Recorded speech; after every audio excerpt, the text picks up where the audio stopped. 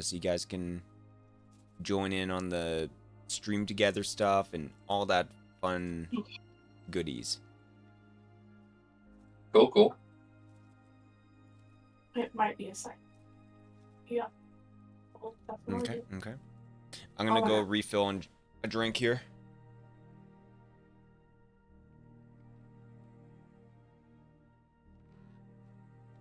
Oh, there's a game that I still want to get. Maybe.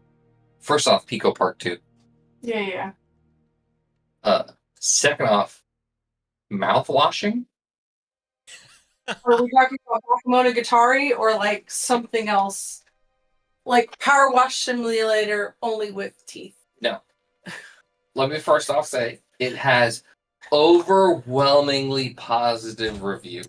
So did Bakemonogatari, but that doesn't necessarily make it okay that we watched it. It has tags of psychological horror, story-rich, straight horror, atmospheric, and retro. I heard, besides retro, Bakemonogatari. No, there's no ecchi elements to this. I don't trust you. So tell me about it. For realsies, instead of just random It's a psychological horror game. About mouthwashing? No, it is just called mouthwashing. It's one of those games where it has just like a really off-the-wall kind of name for what it is. You're like in space and, you know, all the psychological horror that comes with being isolated in space for too long. And it's $9. $9.09.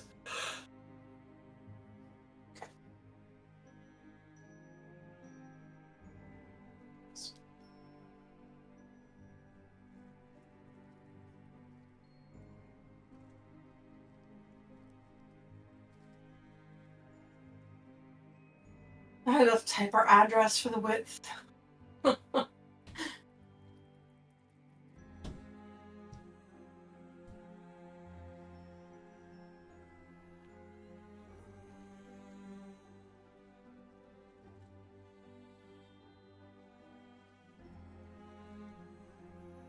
Okay, Hydalann, how do I get rid of your green screen?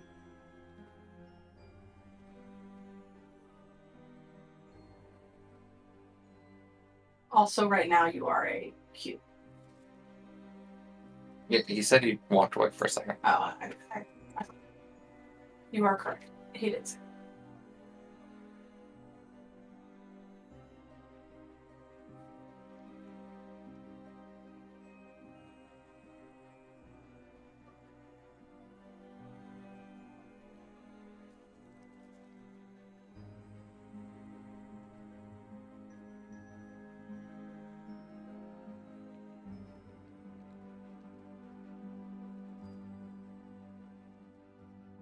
Oh, too far.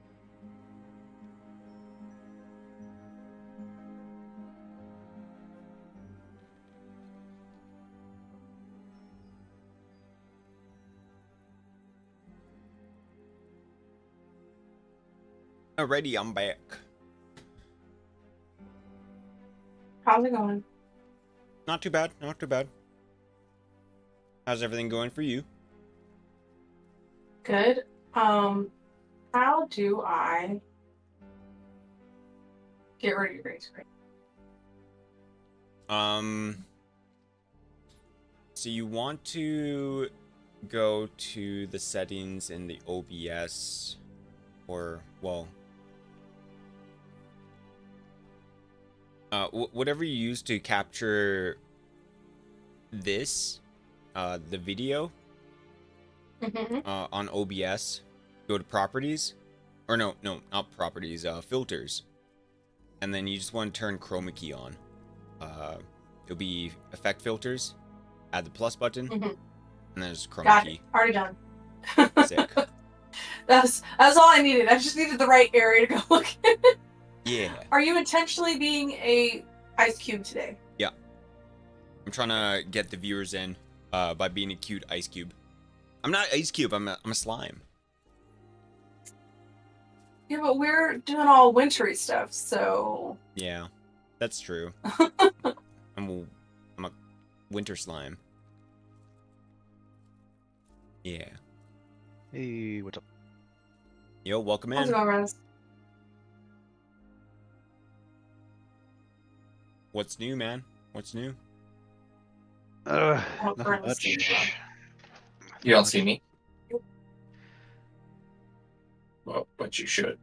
I think I found my issue. No, it still says Rob's camera. Gotta reset Here it. it is. I reset it. Now it's good. Is that how you're gonna sit? No. You should fix your set. I just need to know because it's slightly off on my end, so I gotta fix you. Maybe.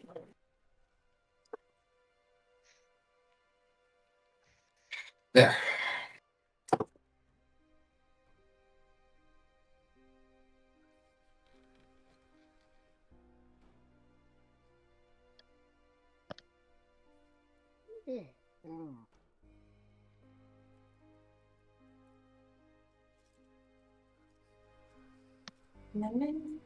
Hmm. I heard it.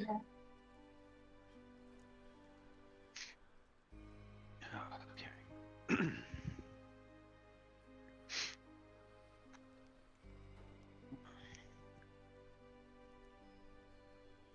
Trying to wake up. Oh, you just you have a nap or something? Yeah, been up since like 4:30 in the morning. Oh, damn. And I had shit sleep last night on top of that, so that didn't help. Is it hot where you at? Yeah. Maybe Oh, that's yeah. why. I have trouble sleeping when it's like uber hot. Well, my house is pretty well cooled down. I don't know, I just kept waking up last night constantly, and I'm like, what the hell's going on? I normally when I fall asleep, you know, I fall asleep straight through, or I'll wake up once, but man, I just woke up like 4 or 5 times last night. It was ridiculous. Damn. That's rough.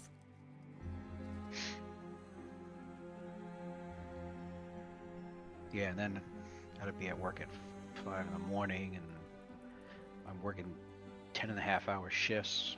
Then I came home, then I mowed the lawn, then I made dinner, then Oh, damn. then I took a shower. That is a day right there. I Yeah. lied. That's like 2 days right there. It was 2 days work. So I'm like, what time is it?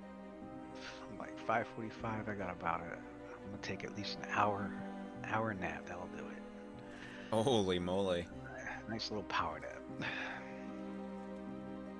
Yo, welcome in, Stefan. Howby, hello, hello.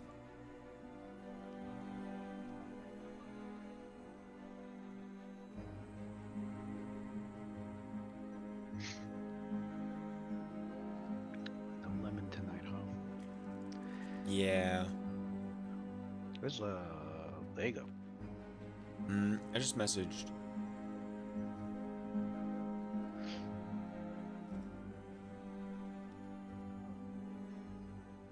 You got Thompson. Told him that, obviously. It's not here anymore.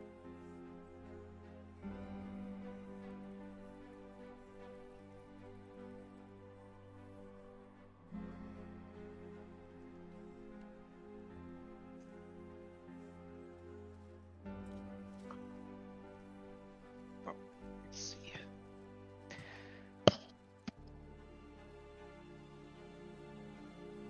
I don't think they mentioned anything about being late or anything. Did she? Okay, so I got a question for you guys. I am highly unfamiliar with Roll20. Is there a way to get rid of the thing at the bottom of the screen where it's like Delith and Hydalann and Apex C and Ashmore? Because I hate it. It No, drives me mad. sadly. Or as far as I know, there's not. Like the closest thing that you could do is get rid of the big ass face cam baloney. I think it always shows the names. Yeah. Oh wait, can I thought get there rid of was the a way. pictures at least? So that at least it's just the names? That's Oh not my- as bad. That's an improvement. Yeah. You Yeah. still have that up? I thought. Well, like, Hydalann, I have only used Roll20 like 10 times in the past 10 years. Yeah. And then before that, I used it about 10 times. I So thought when I I got tell everyone you, to fix that. That's no, that's I what don't I know. was. Well, right Um, now I'm in a new setup because I'm resetting up OBS. Oh. So even Anyways. if you told me, I forgot. You want to go to personalization and display, I think. Or is it graphics? It's an audio and video. It's audio and video. Yeah, you go to video display and you put names on. You can put names only. Oh yeah, yeah. There you go. Audio and video. Get it out Video of here. display. That's what I'm saying. Video display. Names on. Oh, look how much better that is. Go to bed. I forgot my blanket. Hurry. Massive improvement. Nice. That's good. That's good. How do you get there? You like reset your PC, or you get like a whole new PC setup? Well, so before we were just kind of piggybacking off of you because we were having so many issues that first day we set up everything. Mm-hmm. And I didn't want to cause any more problems by having another person connect to Lemon. But at some point, I decided I needed to set ours up too. So now it is set up properly. I see. And I have control over all the things. On my end, at least. No, that's totally fair.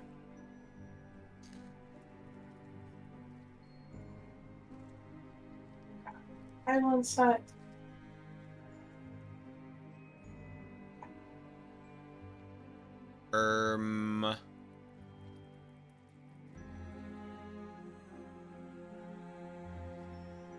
There's no word from Lego.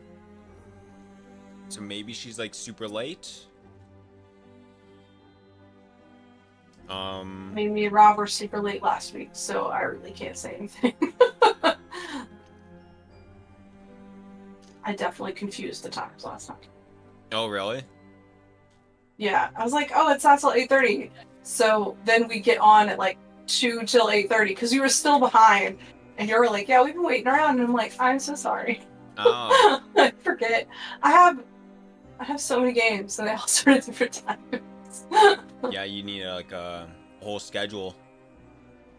I have one, but it doesn't mean I actually check. I just think in my brain I know it and I don't. Gotcha. That's the problem, is I need to stop thinking I actually know what time my games start and check. It's getting close. Do you guys want to continue with 3 players? Or maybe we just wait until next week. I don't. Yeah, What do you guys I mean, feel I'm about flexible. we don't know what happened to. I mean, I guess It kind of maybe- depends, maybe, like yeah. I imagine we're hanging out at the library, so I imagine not having Zinnia is going to be a pain. Yeah, Yeah. true. And yeah, if it was just one player, I mean, I'm fine with that could hanging be- out that until could 8:30. be managed. But if it's 2, Yeah. yeah, I was thinking that also. I don't mind waiting to see, maybe Lego's just late or something, and we can Yeah, we can wait you around. know, just wait around, and if not, then yeah, I probably best to postpone it then. I guess like a quick, so I could quickly maybe get some things ready. What were you guys looking at for in the library? I kind of forgot. Ash was just gonna look up stuff that he's originally been wanting to do when being sent out here. Anything and everything psionic related to the the Dem Dragons and the deity, and outside of that, he does want to learn more about like what these gnomes were doing, like what's the connection with what they've been working on and the Orb of Winter, and because he's curious about that as well. Okay. Sorry, I just realized what Rob wrote for his last session of Convergence. It made me giggle. Right? The session title was Shades of Grey. Mm-hmm. Yeah. Because they're in the Grey Waste of Hades. 50 Shades of Grey. Yep. So, yeah, I mean, I don't think I had anything to do in the library. I was just helping unlock the ability for Xenia to go in there. And I guarantee you, it is as important and as trivial as you probably think it is. I bet they have books that she doesn't know if she could see or has seen before. Yeah. And so she wants to get in there. Yeah. But you could also use that as a way to like direct us to storyline elements that you actually want us to see. The time that she's going to be in the library will probably be time I spend crafting. So, I'm gonna or answer this every week. What session number is this? 11. Oh, I guessed right. You got her. How's it going, Stefan? What's going on with you, man?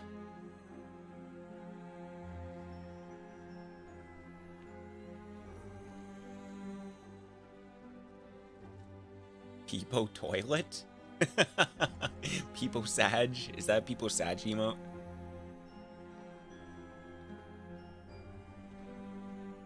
I need to see for myself.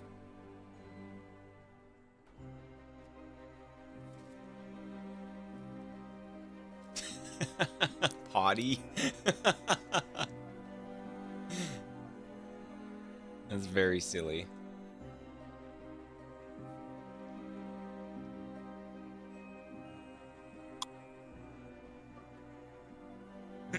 Okay, so I have Orb of Winter. Well, yeah, I guess we should actually look up stuff related to the thing we're supposed to be doing. probably about some of the locations that we can surprise. Same, but still. Oh, Sorry. sorry. Locations? Locations that we've been scrying on, like, and seeing to see exactly what it is that we've been seeing. Okay.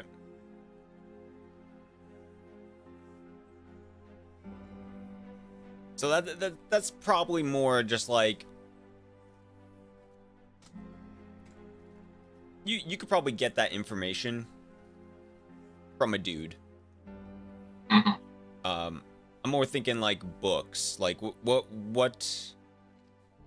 maybe this is more a question for Xenia, because from my knowledge you guys were going to this library for a reason, to get specific knowledge, is what I thought was going on. And if that's not the case, maybe you guys wanted the library just for fun. I think it was, A little bit of column A, a little bit of column B. yeah, probably Okay. a little bit more of column B too. Okay.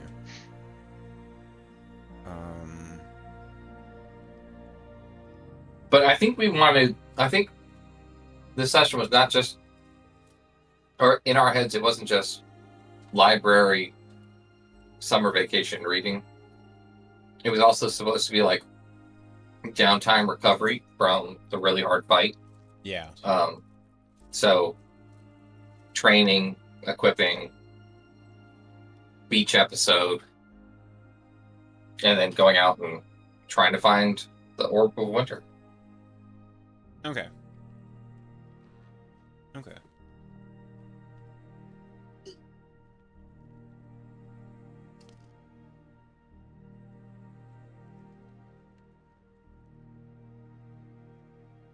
got myself this like caramel popcorn. It's really good. It was actually pretty cheap. It was like $2.50. Hmm. It was like a. Bad. It was like. I was about to ask how it compares to Boy Scout popcorn, but at $2.50, even if it's not as good, it's significantly cheaper. Yeah, it was more like in like a bulk bag thingy, like where, because like at my Walmart they have like these little bulk bags that you could just pick up like nuts or chocolate peanuts. They had this popcorn. They had chocolate pretzels and a lot of it was actually pretty cheap. Nice. Yeah. I don't know if you guys have that in your guys' Walmarts, but it's a pretty good Don't deal know. here. Yeah, I always go for a lot of non-name brand stuff. If I get anything name brand, it's because it's a treat. Honestly, that's totally fair. I was showing a picture to Hardcore the other day that I found a steak that was like $65 freaking dollars. Jeez. And I'm like, That what beef the is heck? crazy. And it looks like normal steak, you know? I'm not a big Beef steak prices person. are insane. Yeah. Yeah, like, and a normal price steak here in Canada right now is around 20. Yeah, around $20. So, normal steak prices. Yeah, I guess so. Yeah. It's about the same here, is all I'm saying. Okay, gotcha. Probably not in Texas. Wow. As long as your egg prices aren't $20. We haven't had a problem with eggs, but I think other parts of Canada was having problems. Our eggs are like a 12 pack is $6. So like US currency, that's probably around $4.50, $5. I mean, you're doing better than me. Then And it's pretty bad out there. yeah, Yeah. I also live in a Yeah. major city, so it's probably worse than other parts of It's the states, but it's not great. yeah. I mean, it's finally gone down, but not to where I believe it should have been. Right. Not to the way it was just what 2.5 years ago. Yeah, in the last like 5 I years. used to get a box 60 eggs because we use a lot of eggs in the house. I used to get a box of 60 eggs for like I think the lowest I've ever seen it for was like $6.50, which was amazing. I was like, holy crap! Yeah, That's great. actually It was insane. at Walmart. And for some reason, it was usually they were around like 7, 8, but like for some reason, I think there was one time the lowest I saw for was $6.50. Oh, okay. The highest say, I've seen it was 25. I get excited when I see I'm like 30 what? eggs for $7. It's very nice. Damn. That's wild. The cheapest eggs we can get here in Canada, or at least in my province, is going to Costco, and it's around $12 for 48 eggs. And that's probably the best deal you could get. You get like those like flat, like you get two flats of eggs, I think. Maybe it's $20. Yeah, for a while I was skipping on eggs. I was like, not using eggs this week. That same box one time, the highest I've seen it was like $27 for Yeah, 60 that's eggs. wild. That was like almost 4 times what it used. 4 times what I used to get it. A 400% markup increase. I'm like, are you fucking kidding me? Yeah, dude, I totally feel that. Oh, you know what sucks is like they say, oh, it's the bird flu plus inflation, right? Yeah. So there's this guy on TikTok. who owns an egg farm. Yeah. Like he's working on the egg farm. You see him, you see his chickens, you see everything. He's been doing it for a long time, and but he's he's running his TikTok, and he got asked the question about the whole egg price thing, Yeah. and he's like, let me tell you the truth of what's going on with the eggs. He's like, yeah, certain areas have been hit by bird flu, and it's driven the prices up. He goes, but that's not the whole story. He's like, the whole story is that it's not happening everywhere. It's only certain regions. But he said, but the problem is that these A companies, they see one region get hit and their prices go up, so they go and they take advantage of that. Yeah, Like, so oh, everyone does it. It's like, oh, uh, I'm not missing out on that. oh no, yeah, they'll even lie, but oh no, bird flu, we're raising ours too, even though they don't really have to at all. They're trying to match the prices of the ones that are hit by bird flu because they, it's greed. They just want to rake in on all that cash. So if a few places are doing it, they're all doing it. Yeah. And even though there's really like, you legitimately do have places that have to raise it because of, and that's understandable. But the places that don't even need to do anything with the price at all, they're unethically raising their prices on purpose because they want the they want the raking on the profit that the ones that hit by bird flu are just trying to even out on. It's crazy. I was like, what? Damn. Like, that's Uh, unchecked capitalism for you. Lego messaged. Yeah, just late. It's gonna be 40 more minutes. How much? 40 more. Oh wow. Yeah, So starting at 9, roughly. pretty much. I mean, we can all just walk away and then come back at 9. In case people have stuff to do. But Unless Raz has a game tonight. oh Yeah. Yeah, I do have one tonight at 10.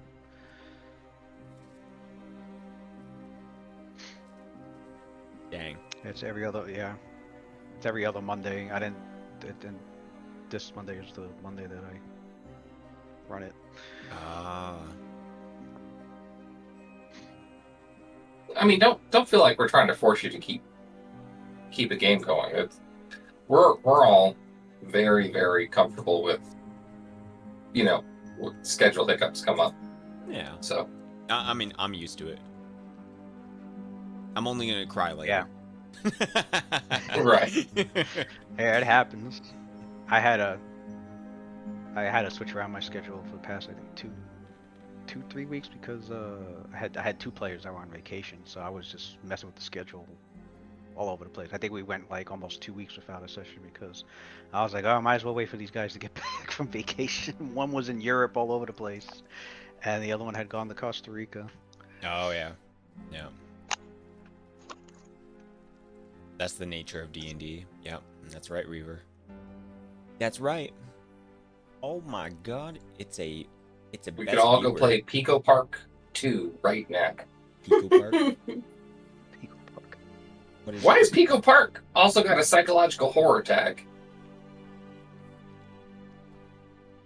I didn't get to the end of the first one, so admittedly, though, the psychological part could just be playing with friends. Because, to be honest, nobody wants to play with me because I can't jump.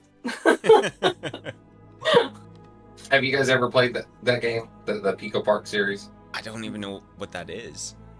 Go to Steam, take a look at it. It's cute, adorable little sprites. Yeah, I'm looking at But it. you have to have some coordination, and if you don't, Oh wow. Yeah. and so it respawns really fast because you can like die, so it'll like reset a level. But it is organized Oh. chaos. Yeah, I've seen people play this. Yeah. Yeah, I've seen clips.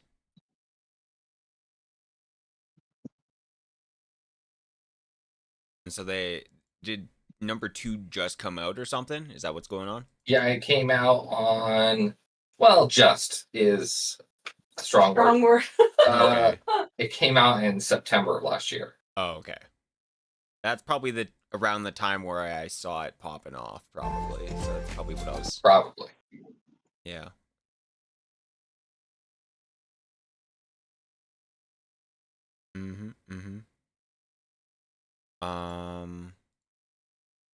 Yeah, I guess otherwise, what else is new with everyone?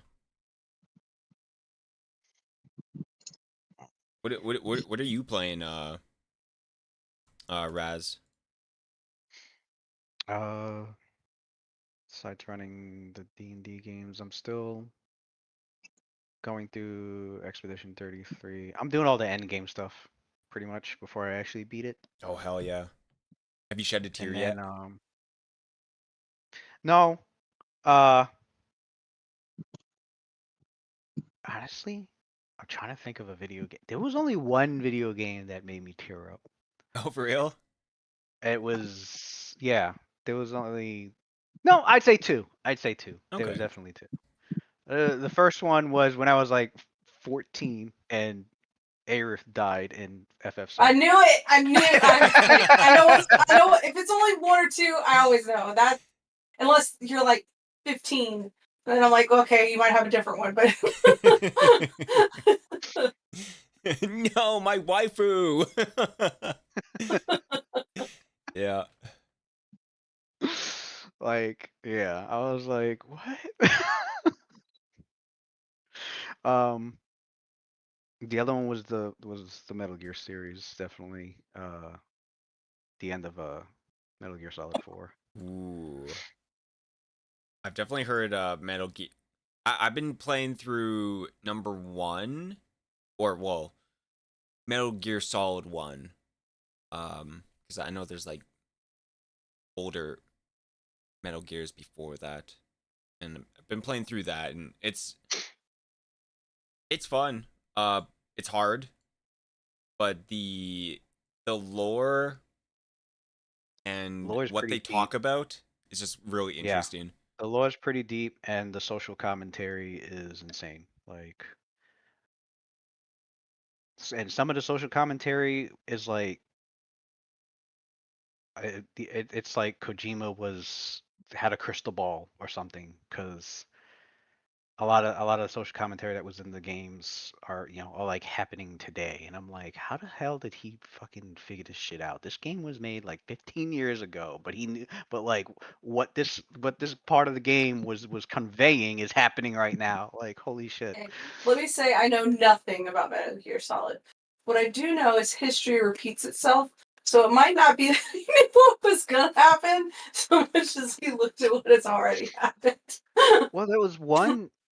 It was Metal Gear Solid 2, and at the end he had this. There was this social commentary with the dialogue between the between the main character and the villain of that game, and it was concerning like the use of the internet and how people will be digesting it, and how and Yes. what Yep. pretty much like what are the what kind of evils you can do with it to society. And like, I remember listening to that and it was fascinating, but it still kind of didn't register to me, because I don't think it wasn't like that wasn't happening at that time. I think the game came out in like 2005.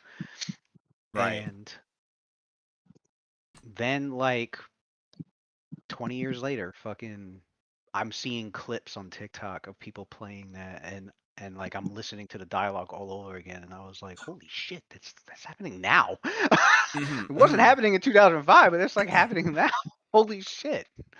Yeah, It's pretty exactly. wild. I think if you look up Metal Gear Solid 2 AI, or Raiden talking to the AI, and that's funny because he was talking to an AI system, which is hilarious, which is ironic. I saw a whole video about that.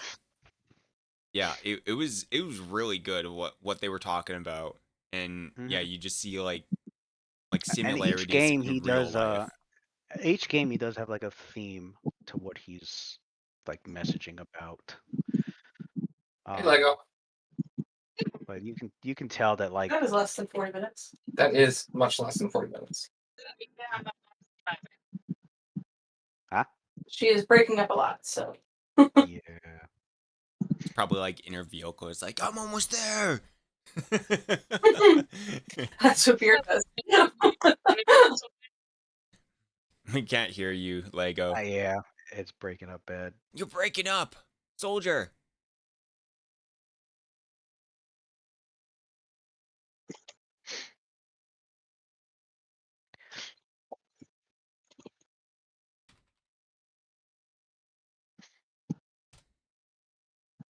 I sent her a message. Yeah, no, I love the Metal Gear series. It's like my top favorite video game series. I thought it was just a I thought it was just a military game. Mm-hmm. I didn't know it was. That's all I thought it was. I thought it was just, military game. You shoot up bad guys and you stuff. It was so much deeper than that. I was like, oh, I'm glad I got into this. So, Uh, that's how I felt when because I played it when I was 14, 15. Um, I never had internet like as a kid, so I didn't really understand the internet. I didn't really understand like much technology outside of having like a console. Never had a PC. So like yeah, playing the game I had no context of anything in this series. But then like as I'm like replaying it right now, I'm like, oh damn, this makes so much sense now. there is an order to play it where everything is neatly packaged because it was released not in chronological order. Oh, is that And for real? yeah, yeah. Um, so like when people talk about the first Metal Gear, a lot of people like to refer to Metal Gear Solid for PS1, but that was not the first Metal Gear because a lot of what's built in the story of that game was the foundation of that story and that character was actually from the previous two games that came out for Japan's MSX system, which they then had converted to Nintendo. Um, it was Mm-hmm. Metal Gear 1 and Metal Gear 2 Solid Snake. Those two games are the first two. Oh, And really? now he's never remastered them. I wish he did, but I think I this you can play them. I think there's like I think at this point they sell they have a you could buy the game like package with all of like Metal Gear Solid 1, 2, and 3, and it comes with those two games as well. So you're Yeah, technically that's what getting I five bought. games. Okay, yeah. So I think if you go to Metal Gear 3, you can play those two prequel games. I wouldn't even call them prequels. They were the first two chronologically. If you go to Metal Gear 3, you can play because it's in there. They put it in there. If you go to Metal Gear 3, and instead of playing Metal Gear 3, you can play those two games, Metal Gear and Metal Gear 2 Solid Snake. Those are the first two. You play those two, then you go to the Metal Gear Solid 1 for the PlayStation, Gotcha. and Uh, then you, you go to you and then know it goes to about Metal Gear the 2. But now Metal Gear 3, it actually jumps back in time. It actually goes like how it all began. Like you're not even playing Solid Snake, you're playing his father pretty much. Um oh and then um and then after Metal Gear Solid 3 chronologically comes Portable Ops, Metal Gear Portable Ops, then Metal Gear Peace Walker, and then Metal Gear Solid 5. oh shit. Okay. Then it goes to Metal Gear. Like chronologically, you want to go 3, Portable Ops, Peace Walker, uh, Metal Gear 5, then Metal Gear 1, Metal Gear 2, Solid Snake, uh, then Metal Gear Solid, Metal Gear Solid 2, and then the very final one to like bring everything full circle is Metal Gear Solid 4, Guns of the Patriots. That's chronologically the very final one to play. Oh shit.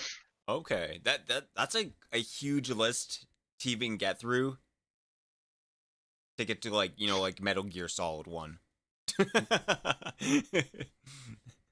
I was the one, like, a lot of people just played through it and whatever, but I was that guy that would hit the codec button like every 10 minutes, every 5 to 10 minutes, I was hitting the codec button and I was uh radioing in on every character at least 2 or 3 times because because there's more and more dialogue. There's a lot of dialogue. So I shit you not, I probably spent like on every single game I spent like 80% of the game just hitting the the radio and just listening to all the dialogue because all the story is in the dialogue. Right. No, that makes sense. So if you're the type to like hit the button and just sit there and listen for a while, yeah, you'll get a lot of the lore. You will get a ton of it, Okay. and it brings into context everything in the game. If you just play straight through the game and you just watch the cutscenes, um, you'll you'll still enjoy it. You just won't have a lot of the context. Okay. So there's like a lot of the important bits are in these like side conversations and just learning about the world.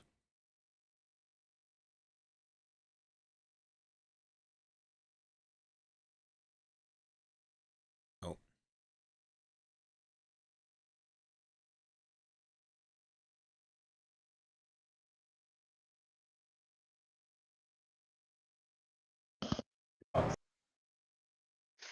Well, yeah, yeah, like you'll get a lot of like lore information. You'll get Mhm. like more lore on who you're fighting and why and their backstory. Okay, okay. And then when you like finish the game, it makes everything in the game more impactful. Right. Yeah, you're like more invested. Yeah. Yeah. Okay. Hell yeah, man.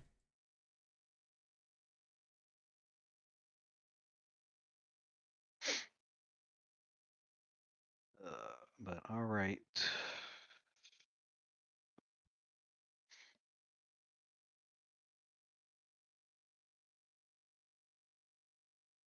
Um,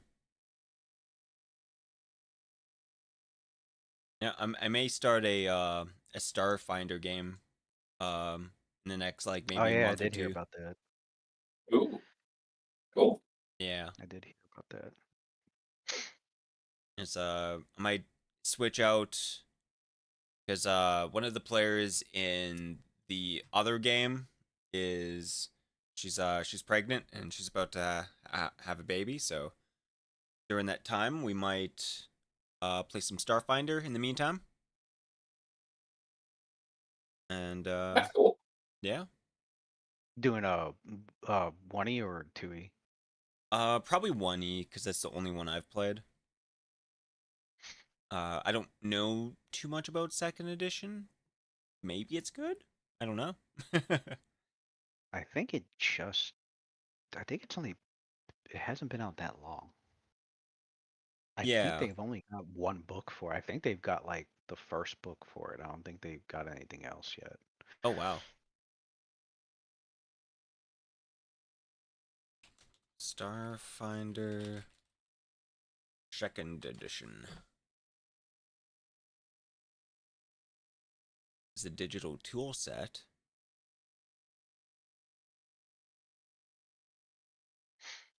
Let's see.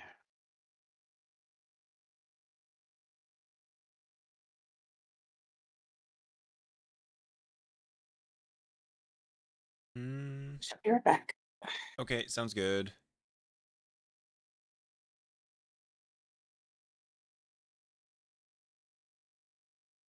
Venture paths. Okay, yeah, the Galaxy Guide came out in April.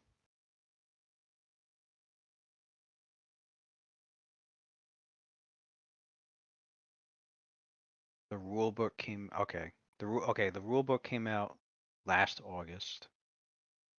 Oh yeah, so it's pretty new. And then I guess second contact. I guess that was an adventure for it. That came out the same month. And then the Galaxy Guide came out the April of this year. Oh wow, that's a big gap. Empires Devoured? Which book is this? Yeah, I was kind of just I was just looking at that. I wasn't sure if it's second edition or not, but It's an adventure. it's an Okay, so adventure. all they have out, yeah, is the player's handbook, the rule book, 2 adventures, and then the Galaxy Guide, which is definitely a DM and a player thing for sure. Yeah. Interesting. Are you gonna be running it? Yeah, I'm gonna be running it. Cool. Yeah. Um. Basically, the idea so far is um space drug dealers. Ooh, okay. Yeah. That's the idea so far.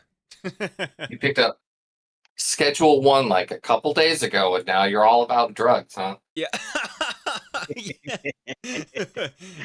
I've seen too much too much clips, too much gameplay of it. I'm like, hey man, that looks like a fun time. Yeah.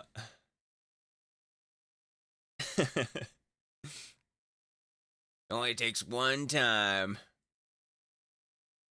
What do you do for a living? I'm a drug dealer. uh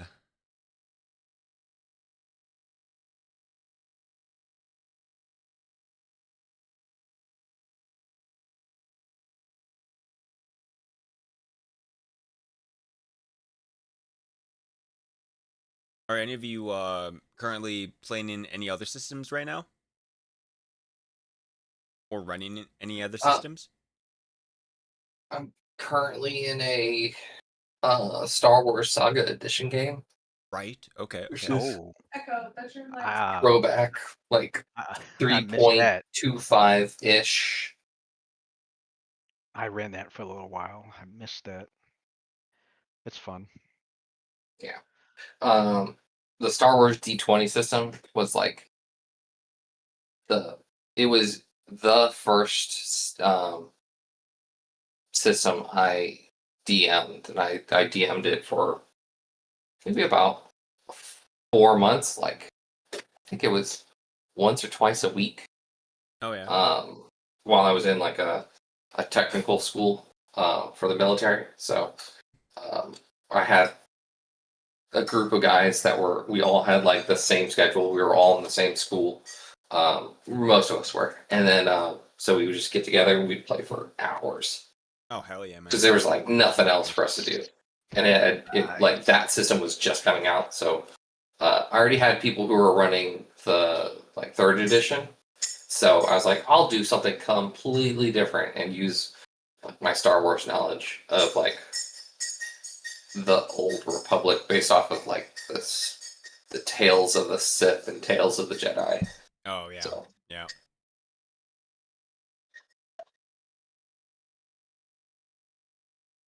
but yeah, it's a fun system. I playing it now after having played much more refined systems. I'm like, oh my gosh, there are so many unanswered questions.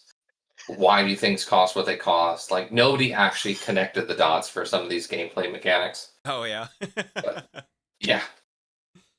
They're like, hey, we'll give you this tool, and the tool will give you upgrades. And then I go to look at tools. I'm like, nothing is specifically called like a tool. And I don't understand how the upgrades that they're talking about are actually meaningful when the other upgrades that you could do are for like armor and weapons and stuff like that.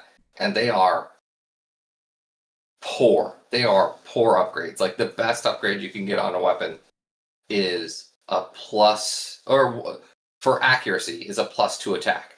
Oh, Compare yeah. that to 5e, where you're like, a legendary weapon is a +3 to attack and damage. And you're like, okay. With, with bounded accuracy, that makes sense. But in Star Wars, it's the people's AC is honestly ridiculous for how hard it is to hit them. It makes everybody have the accuracy of like a stormtrooper, where you've got like maybe a 50-50 shot of hitting somebody. Oh, that's crazy. That's funny. Sounds like world accurate. I mean, it kind of is, but the problem is that the first upgrade you could do for accuracy is like +1 to AC or +1 to attack. And then when you go for your second upgrade, it's like this upgrade is a +2 to attack. And it consumes your first upgrade. And you're like, this sucks. This really sucks. Wow. Huh. Damn. Yeah, I missed the whole D20 Star Wars. I jumped into Saga when that started coming out.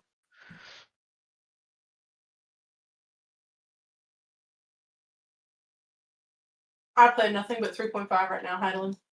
That's fair. And I'm pretty happy about it.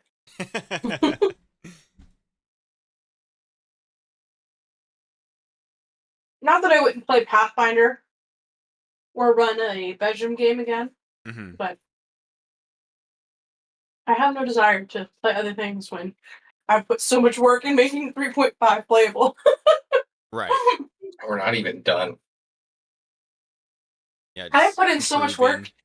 and I'm like, I don't want to do anything else. And when I say I've put in so much work, I've put in like 2% as much as Rob. That's maybe an exaggeration. On the sheets, I don't think so. For the games For art we and stuff play, like that, yeah. I'd say it's a little bit higher.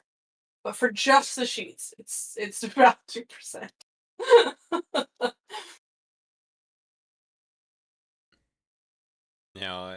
For me, I'm like, I bought a couple tabletops recently. Like I got the last year when I went to Japan, I got the Sword World and then the Elden Ring tabletop. So I mean, cool. Eventually, I want to try running that. Lego, we hear you much better now. Yo, I what am up? finally home. Oh, talking about it. I can't believe that Hyda's breaking up with me. Just got his message. What? Dang. I didn't know y'all were dating, but I'm sorry to hear Neither that. did I, but Just got outed. The pre-rejection honestly hurts more because it's not like it's rejecting you before you could even say I wasn't interested, you know? It was all in the dreams. Yeah, we're just hanging out, Lego. yeah, I've been listening in. I was just driving on the way back, so speakerphone traffic, and also it is fucking pouring cats and dogs outside. The sky was green. Oh damn. So. Yeah, we don't have cats and dogs over here like that, so. I guess you've got what, polar bears and moose? Yeah, the moose they're crazy. Yeah. Okay, well, I just grabbed a real quick thing to eat. Are we not meeting tonight? I'm probably just gonna do next week, because Raz is gonna be leaving in, I think, an hour or hour and a half. That's what I'm guessing. Yeah, about a couple hours, 2 hours. Oh, okay. We can do a little bit of session today if you want. No, I was just asking. Yeah, He was driving 90 miles per hour to make it home through the rain. Cats and dogs. She drove over literal cats and dogs. Yeah. Yes. Hey, We got rejected. I only fudged one light, I'll have you know. Okay. Yeah, no. We could do a little bit of gameplay because No, I genuinely just asking. I'm also fully good to just chill. I heard you guys talking about like game systems. Oh yeah, we were deep in it. Uh, I've been wanting to design like a Star Wars system yeah, because Star I've Wars looked at is some of the ones that are out there, but I just have issues with each of them. Like the one that I really like requires custom dice, and I don't want to make people do that. for Star Wars. hmm Oh. Really? Huh. So I was probably going to try to do something. If I run a Star Wars campaign, I would probably make up my own very basic rule set and then kind of steal from like 5th edition. Ah, yeah. Uh-oh. Commando Clone 501st is here. Yeah, he heard Star Wars. Right. Yeah, we were talking about Star Wars tabletop games. Are we live?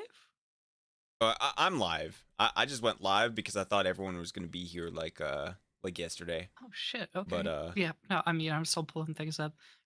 no, it's all In good. that case, We're I not did live. not fudge any no. lights. Right. Those were funny, exaggerated anecdotes. Yeah. Lego. yes. We love it. Yes. Yeah. In game. Yeah, in Minecraft basically. Yeah. Right. Yeah. Yeah, and we were just like talking about video games and what everyone was playing lately. Same me, flashbag or an ice bag. I don't know, ice bag sounds pretty cozy. Just be laying out in the ice. Are you in an ice cube? Are you popsicle gang? I'm a slime. Oh my god, get it right. Hey, we see I'm you in the freezer. Slime. Gelatinous cube slime. Yeah, I'm a gelatinous cube. I'll eat you up. Oh my god. That would be a horrifying assassination technique. Frozen gelatinous cubes that thaw out after somebody has drunk them. What if you played like a gelatinous cube and your class was assassin?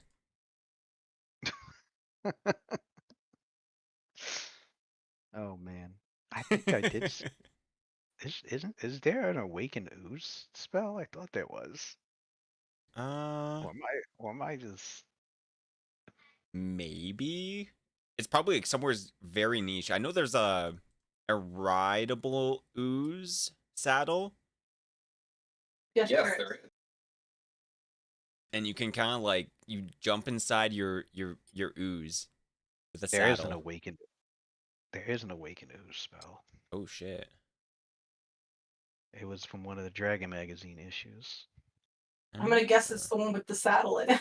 I'll be honest with you. The one with It's the an saddle eighth- is from it's a- Underdark. It's an 8th level sorcerer wizard spell. Jesus. That's hilarious. Yeah, the gods want your talking slimes to be very high leveled, or being able to do What was it that? as at high level. Yeah, that's an wow. eighth level spell to get a vacuum, basically.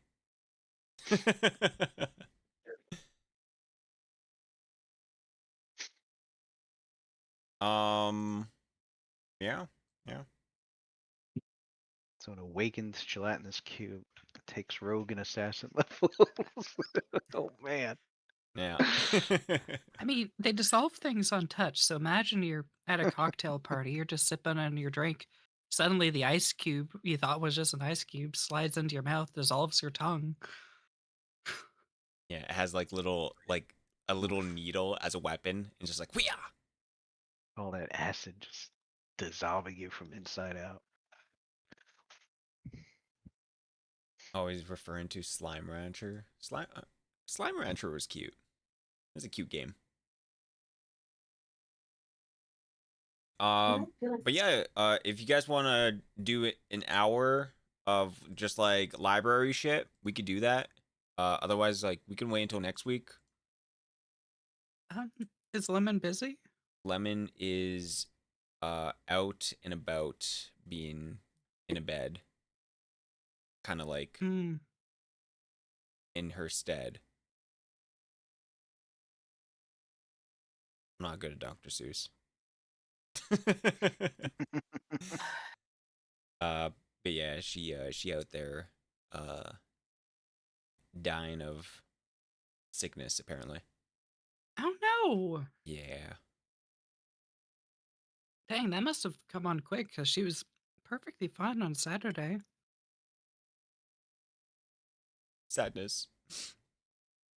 Sadness for the catfish. For the fish cat? Just a Sharkfish. shark cat. Shark cat.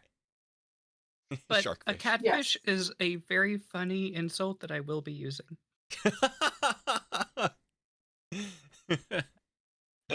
Oh shit. Commando has cast cringe memories. Yeah. Yeah, you guys let me know what you guys want to do. I know everyone's already here now. Because other than like the library, I have no idea what you guys want to do after that. So it's kind of like we're waiting for what you learn at the library. A beach episode. The beach episode. Yeah. We have But said something about that a few times. Yeah. Yeah, exactly. Yeah. By the way, did you tell them that Algernon basically declared war on the party? I did not yet. Oh. Algernon, one of the other characters, he I was basically wondering about that.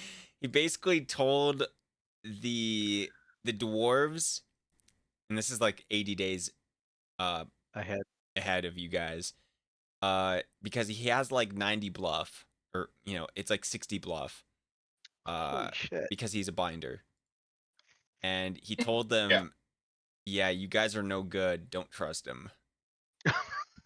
Yeah, told them basically not to let us in the city.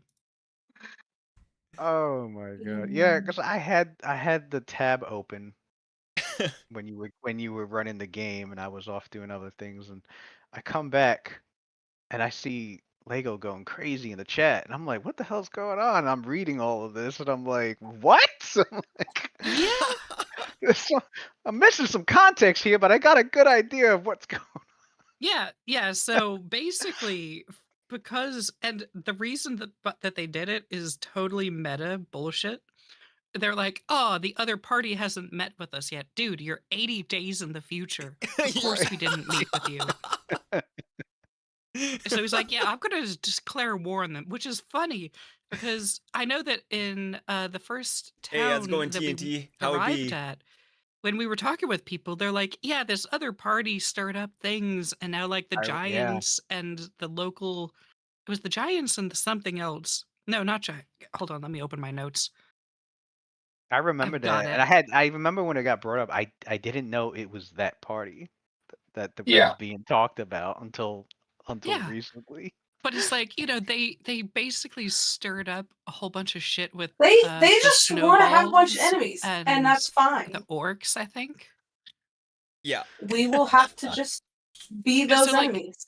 They genuine. It was funny because we're the party who has an evil aligned character, and so far we've done nothing but good. They're the party who has a good aligned like cleric of like healing and love and all that other shit, and they're fucking everybody up everywhere they go. Oh my god. It's true. To be fair, like if they would have said like, hey, I heard that group over there is like just punching out male drow wherever they go, I'd be like, fair, totally fair. That's a good reason to hate us.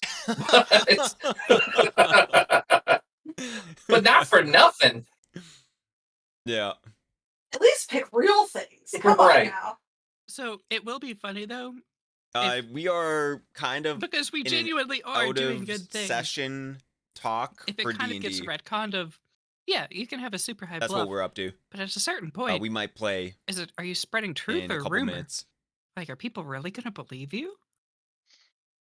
Right, that's a I mean, big I'll topic. sit Just in to turn a into like flat right. Earth, where like there's a group of people who firmly believe this, Yeah. and everyone else is like, "Oh, you're fucking crazy. Open your eyes." I'll sit in a zone of truth and tell Right. people how great we are. I don't Yeah. care. I There you mean, go.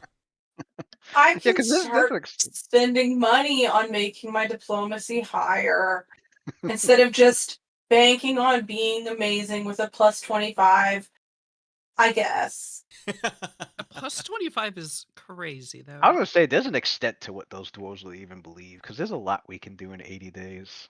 Yeah, that's Mhm. True. We just have, yeah. So You guys have we're just time. gonna be as heroic as possible, and Yeah. they'll just laugh it off. Like, I just okay. Or the most I could see the dwarves doing, even with a high bluff, would be like, huh, well, if there's any truth to what you say, then we need evidence.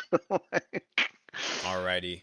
Well, you guys want to get into it for a couple, like an hour or two?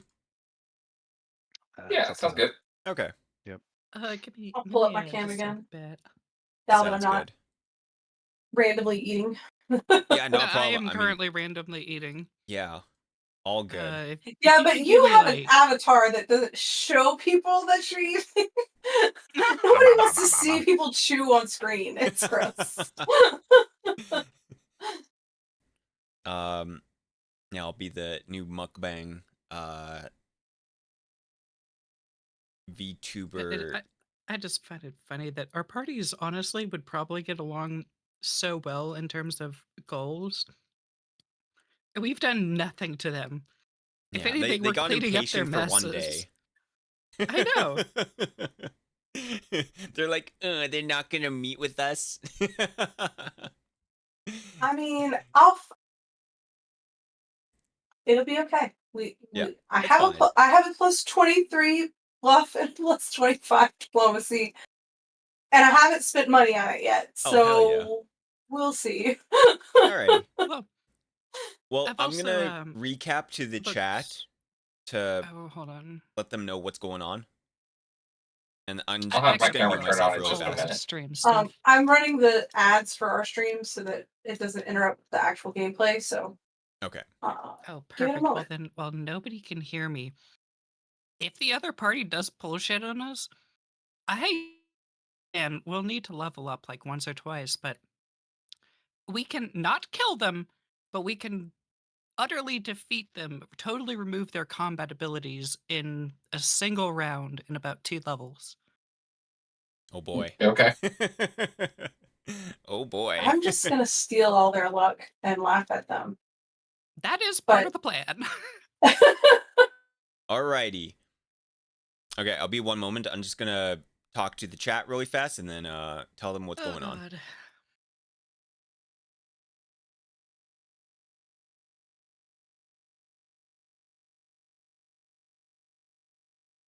Alrighty, boys. So we're gonna do some Dungeons and Dragons. What's basically been going on for all of the sessions that you guys missed? So basically, this is a D&D series where there are 2 groups exploring a continent, and group number 1 has been going on for around, I believe, 31 sessions.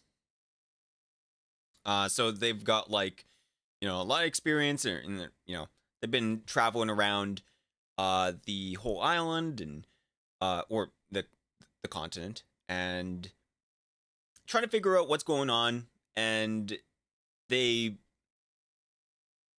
are basically, suddenly in this like whole shenanigans of, oh, there's this like ancient being that's about to be awoken, and they've had like some like divine guidance to figure out, it's like, oh, this is happening soon.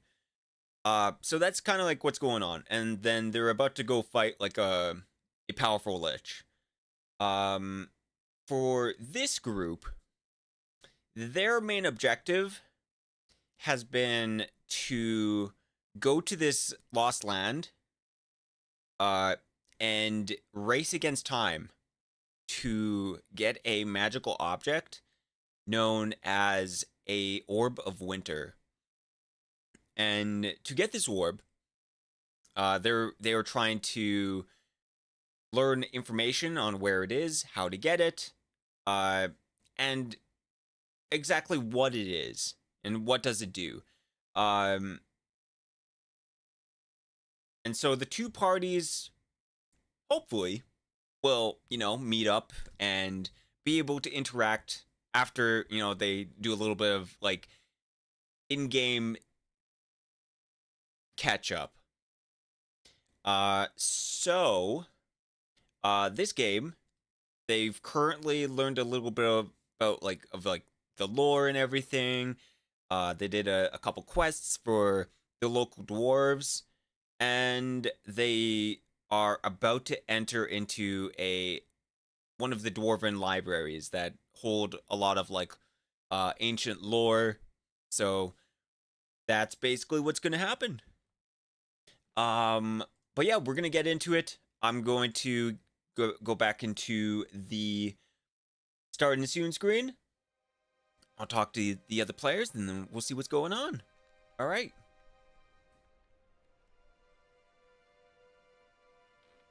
All right. Get stuff copied onto them. I'm ready when you Hydalann, guys my are. camera has been turned Give on, me 5 minutes. so you should be able to see it. Which camera?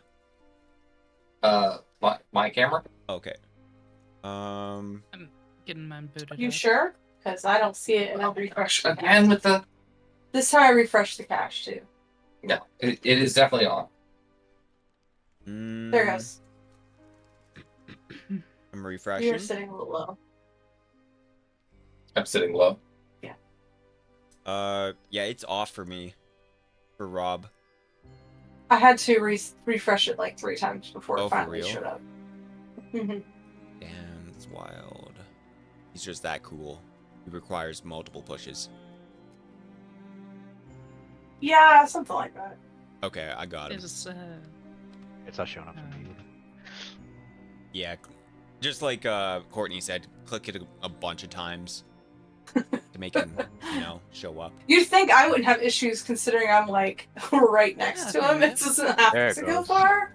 There But- it goes. Yeah. yeah, just have to do it like 40 times or something. Yeah. But Okay, I'm so ready when you fine, guys then. are. You guys let me know when you're ready. Okay, I yeah, am just set. a couple more We've minutes. finished the ads, so Hell they yeah. won't interrupt you. Good here. I'm almost set up. Literally just turning on stream at this point. Sounds good. Oh man, everyone's getting the dirty secrets of how stream gets set up. Insert clown joke. You forget to check sound, and no one heard you the whole time. Then you fix it, and you say everything you already did again.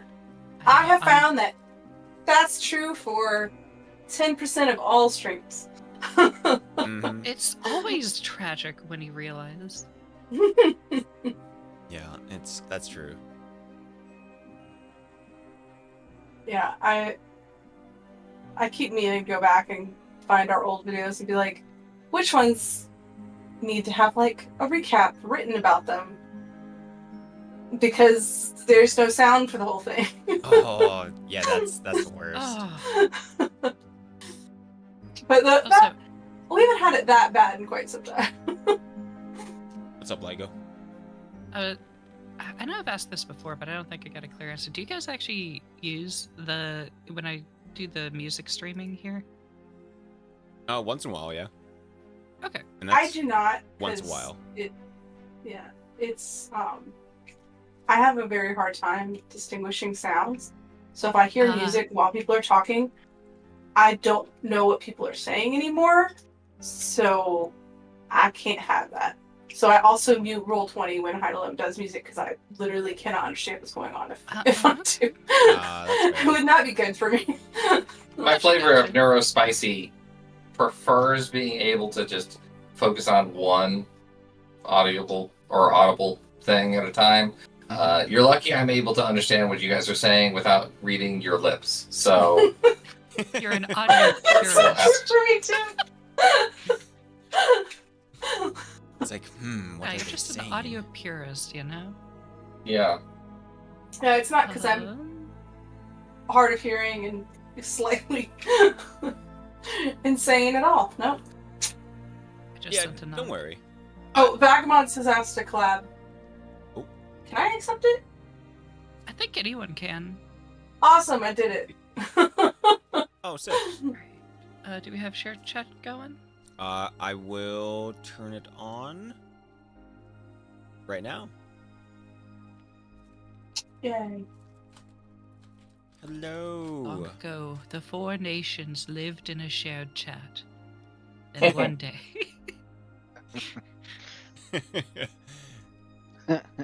The DM striked at the party. I think I'm set up now. Okay. Let's get to it. I'm switching to live. Hello, everybody. Yes, Yes. hello. They can't hear me say hello, everybody.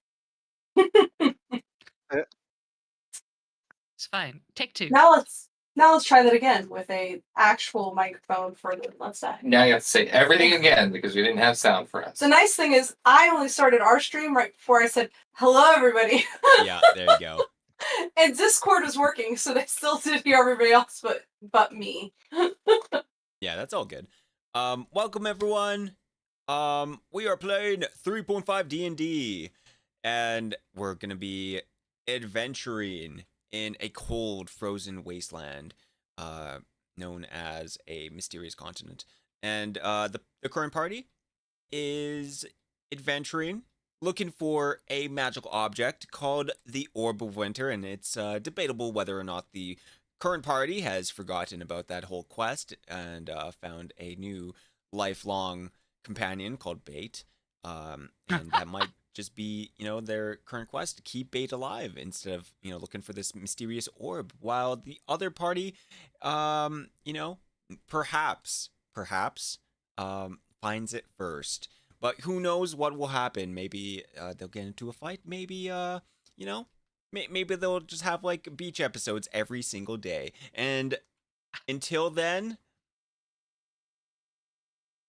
we'll figure it out as we go. But we got our players. We got Lego as Xenia.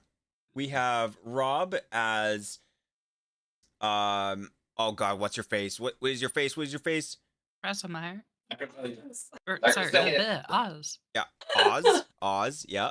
It has a Courtney C in there. as Daleth, and Raz as Ashmore. And With 1 O. and our other players not here. I like how you have to correct his spelling, and I just keep not correcting him how to say Delith every time. Is it Daleth or Deleth? Delith. Okay. Did I say Deleth? No, Oh. never, not once. Not once? She's Oh my god. delightful to be with. Alrighty. Well, are we yeah, we are on the map, and the last thing you guys remember is going through the Hydra nest, and fighting this weird psionic Hydra. And when you guys were investigating, a little bit about this mysterious Hydra, you guys realized that it seemed very similar to a gem dragon, or like an amethyst dragon, one of those dragons who have like some psionic abilities, and you've never seen anything like that. You've never heard of stuff like that, and it even had a mark on this Hydra where you can kind of assume that this Hydra went under experimentation. Yeah, did we Asking the party, did we take that that device with us? The blood infuser? I I don't remember. believe you guys left it. I I didn't hear anyone say It they doesn't grabbed it. sound Yeah. valuable, It's not in my inventory, so. Yeah, and I it sounds didn't gross, take it. so there's no way Detlef picked it up. But Unless I y'all think told it her to. might be worth a return trip now that we've seen. Oh shit! This wasn't just an old thing. It's some of its creations are very much still around. It's fair. Alrighty. Well, with that being said, you guys you made it back all the way to the Dwarven Kingdom here. And not before, looting everything, grabbing everything you needed. You guys would have been able to collect any crystal samples or do anything with the Hydra. And, and get all the valuables that you guys needed. Yeah. Money. But the main reason for doing all this was to get into this library and to get in favor with the dwarves and, create relations and do all that good stuff. When you guys enter back into, the dwarven city, there is probably a date of when that is happening. Like, That's what I was gonna ask. yeah. Oh, also, it's- I realized that because the other party is the spell Windwalk, and it's like, man, when do I get to learn it? And then I realized, oh, it's a cleric spell. yeah, it is a cleric spell. But it kind of puts Cleric my whatever carriage to shame. Like if we need to transport a lot of shit, the carriage is the way to go. But Mm-hmm. It is a abnormally very fast movement spell.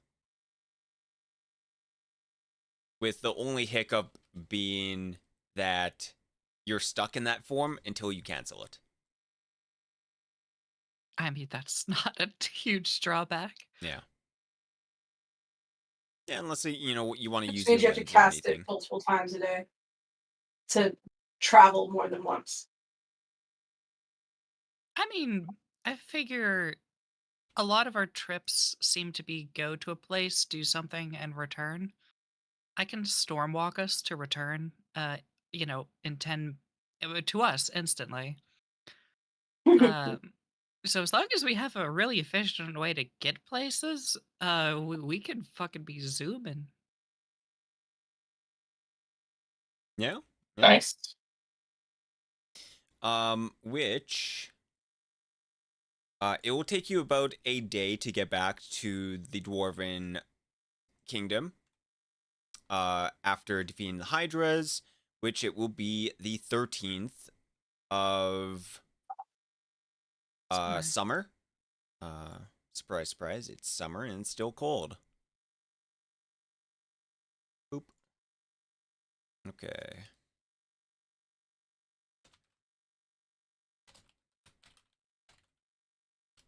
Back to Dwarven Capital. Made a note. Cool. And now that you're back, I believe it was Durbear. Durbear is an artificer. And he was kind of, I believe, the connection for all of you to bring you guys into the kingdom's library and get you the connections that you guys needed. And it's It's definitely who brought us bait. Yeah, pretty much. Ooh, what's going on?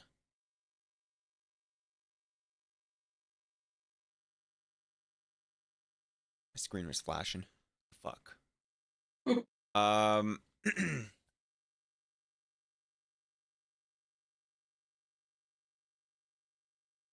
I don't know where all my maps are. Where are they? Oh, it's all the way over here. But I guess the real question is, when you're looking inside this library, we could go through, the whole, the guards are, trying to figure out who you are, and there's like a whole, like, meeting with maybe like the king or something, or a royal attendant, and they will, Ooh, the kind of king. like lead you through the capital of this dwarven kingdom. And there's actually a cute little map here that I think I showed you guys, but we'll show it to you guys again. And the power of OBS, I can show chat. Boom. So you guys head to the palace, into the library, and now you are sitting in a multi-story room of books lining the areas.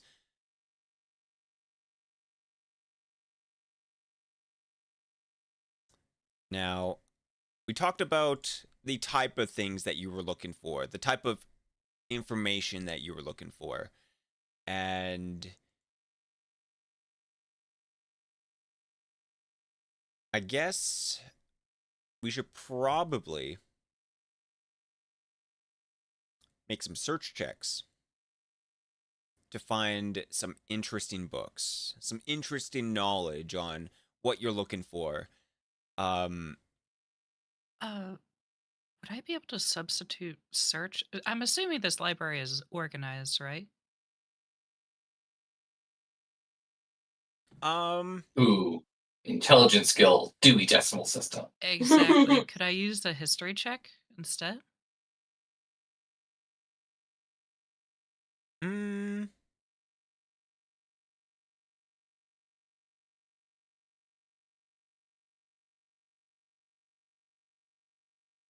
I will I mean, allow an intelligence Knowing where check. something is geography, right? That's. No. I will align the stars inside this library. I'll allow an intelligence check.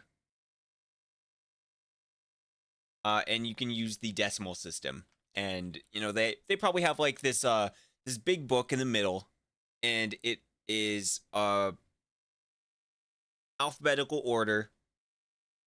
And like you could flip through this giant book and look for some like interesting names as well. Like, oh, here's a book on animals of the land, and or what's in the Underdark. Stuff like that. But yeah, you could give me a intelligence check instead. Can I actually make another request? So if they do have a big ass index, basically, can I use Scholar's Touch to read the entire index? That sounds like a much better plan. I'm not gonna lie to you. That's brilliant. Okay. Good use. I'm playing a book character. My backstory is books. Yeah. Yeah, try it out. Let's see what happens. Okay. First question though is this book, what language is it written in? It is written in Dwarven. Then I shall cast comprehend languages first. Okay. You now know the language of Dwarven as you comprehend the languages using magical, mystical powers. Let's see. We're on a new day, right? I can. Oh my delete all god, the yeah. spells I've So used. I was trying to see if Yeah. this is like a certain pages. No, it's just if I touch a book, I can read the entire thing instantly. Yeah. Yeah, it counts as Uh, if reading it I once. do not get perfect recall, but I just what I would have gotten from reading it completely once. Okay.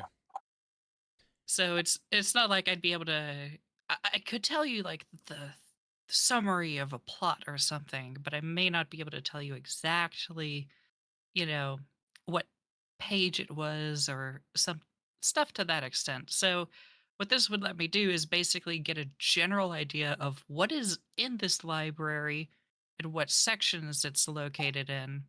And then I Mhm. can actually flip through the book myself, find that to look up the exact shelf and whatever. Yeah. Um, what when you do so, okay, you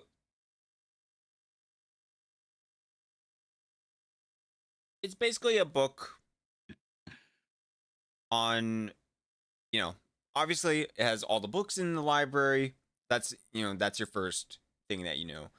The second thing, it is going to be divided into sections of each thing, like uh ancient lore.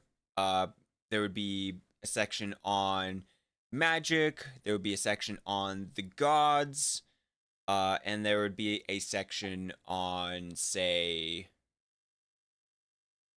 trying to come up with random baloney like dragons They're or the dwarves. creatures of Beer the land. making.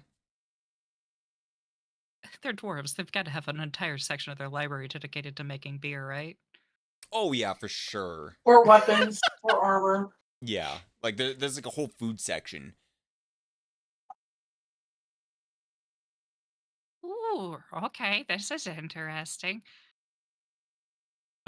I'll let you pick a section, and then we can go from there if you want.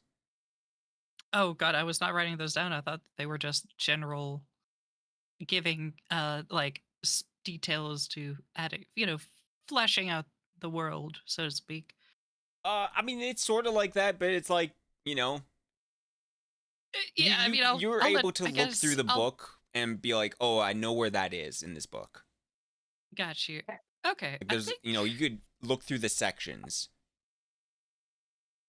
you know what? While before Raz has to leave, I'll do some role play with him so that he can get some stuff in. Ah, Ashmore, there's so much cool stuff in this library. What do you want Ah, to learn first? that's a convenient spell. I need to try and maybe research that as a psionic power one day. Yeah. Man, well, there's so much, but I gotta stay focused. All right, so Oh, and if I I could add guess. some flavor, I think that casting Amino what is it? Scholar's Touch.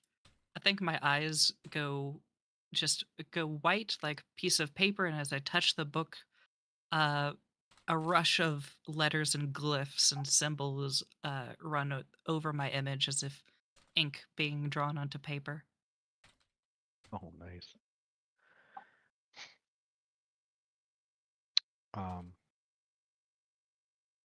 that's funny because your spell lets you read a whole bunch. I have a sonic power where I can, where Ashmore can read something and it stays locked in. Like he can verbatim Oh, and say the whole that's thing. Yeah. useful. Okay, so Xenia's could be like the generalist and you could be the specialist. I can read a shitload of books and be like, oh, this one, you gotta try this one.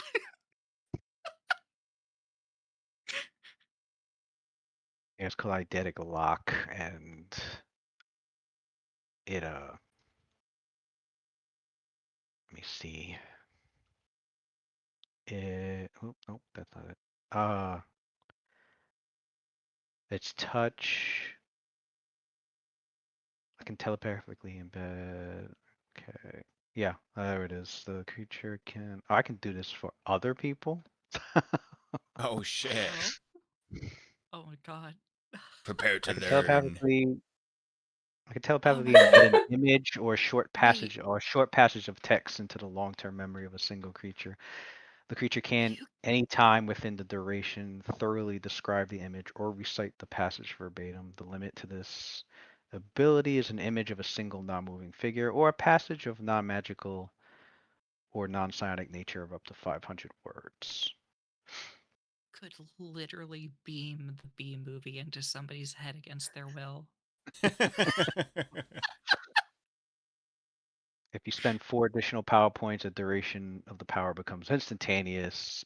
The information becomes permanently locked in the creature's mind. Oh Holy God. moly. I know everything. So, right. So if there's like very important texts that he would need perfectly memorized, he's capable of that. Or he's That's actually capable of really letting cool. somebody else do it, like Xenia. I can put the power on her, and then she can think lock it's in what she wants.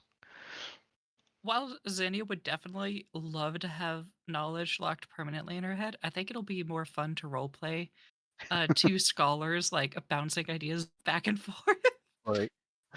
Um. Yeah, because he'd run out of PowerPoints before even the first book. So like, Oh, damn. Oh, it's only 500 words, and for it to be permanently locked in, it'd be 5 PowerPoints for every 500 So words. Yeah, it's gotta be a very it's important got to book, be is what I'm very hearing. important stuff that he'll use it for, stuff that we can never forget or shouldn't ever forget, or get okay. So wrong we'll or gotcha. misinterpret or That whatever. sounds like heavy lore, either like for you personally or for the campaign. Right. Like, I don't know, in case there's like a it works on images too, in case there's like an image or some text, like maybe there's a poem or song or password or something that needs to be said perfectly. Like, rather than risk messing up something, he'll like eidetic lock it and be like, okay, Hmm. this is he'll make sure he doesn't it doesn't mess up. Hmm. All right. Say it verbatim. But he asks, all right, so he goes, well, all right, so there's only as much as I'd love to just sit here in this library for days, we Why can't can't we? necessarily do that. Well, why Well, not? I don't think the rest of the party would be happy about that. Oh, well, we can find something for them to do. It's And okay. his psi crystal comes up into his shoulder, and it glows, and it goes, well, I can stay here. You can leave. And it's like, no, you're gonna come with me. I'm not leaving you here by yourself. um, and so the psi crystal, like you see the crystal, like kind of like droop down a bit, as if like not happy with that. And then so Ashra goes, all right, so see if there's any topics.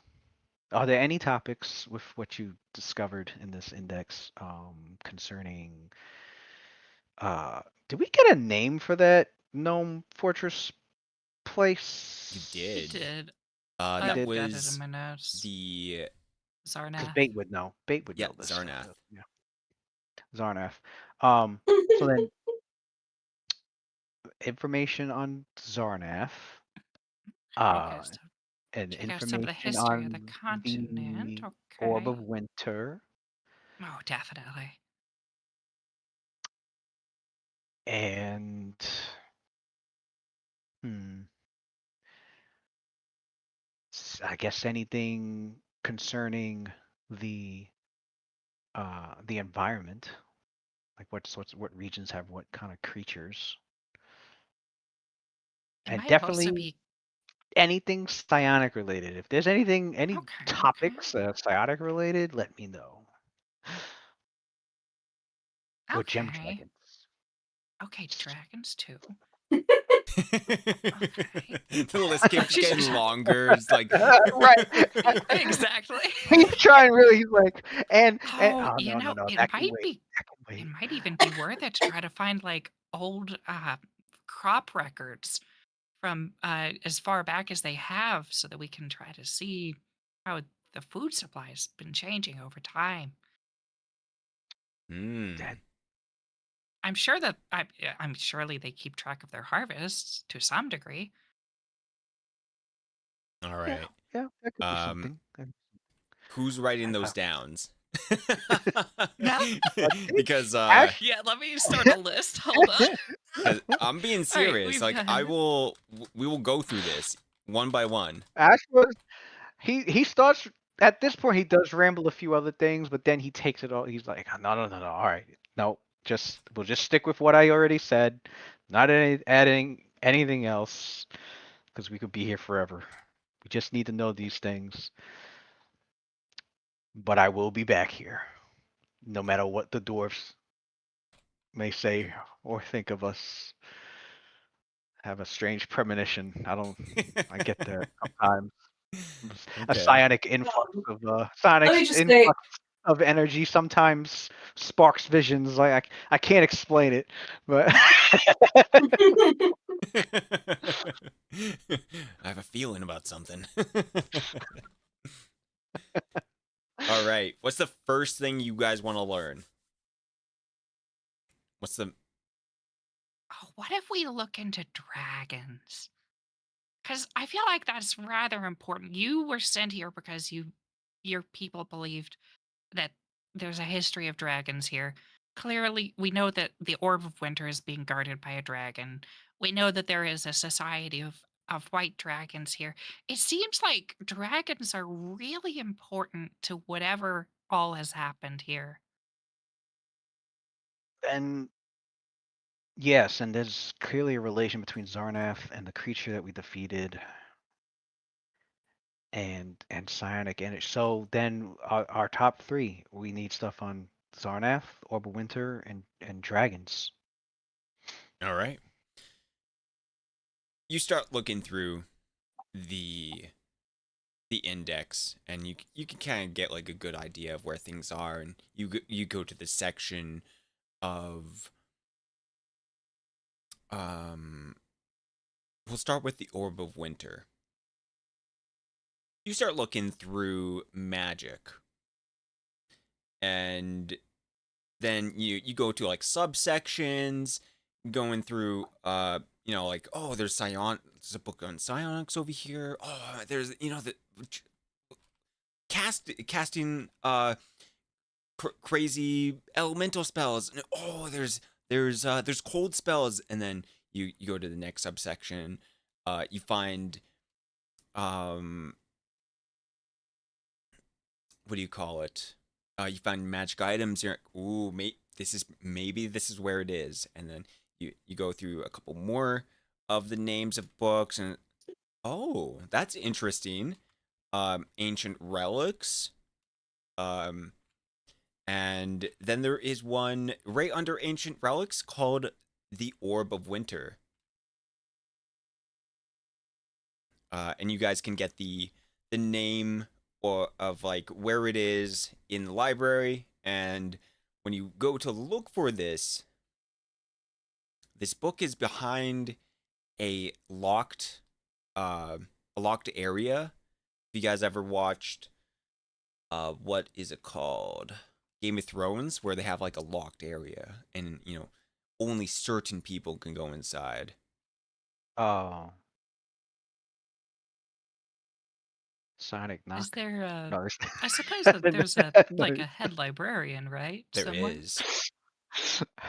You see Have we- Ashnor start to use a power for a split second, and then he stops. He's like, I I won't tell must anyone. I must refrain. That was a poor judgment on my part. I got a bit too excited. I was going okay. to psionically unlock that just now, but we should get permission before we It's anger okay. the dwarves. I'm on the edge too. All right, you talk to the head librarian. Do we have a name for them? And if you don't have one, don't feel like you have to make one. Let me check the map. Save, go down to the Dwarven Fortress, and characters. Nope, no name yet. Wow, the other group has been to this library multiple times and they never even talked to the head librarian. Yeah, and they never ask for his name. They probably are like, oh, it's just a guy.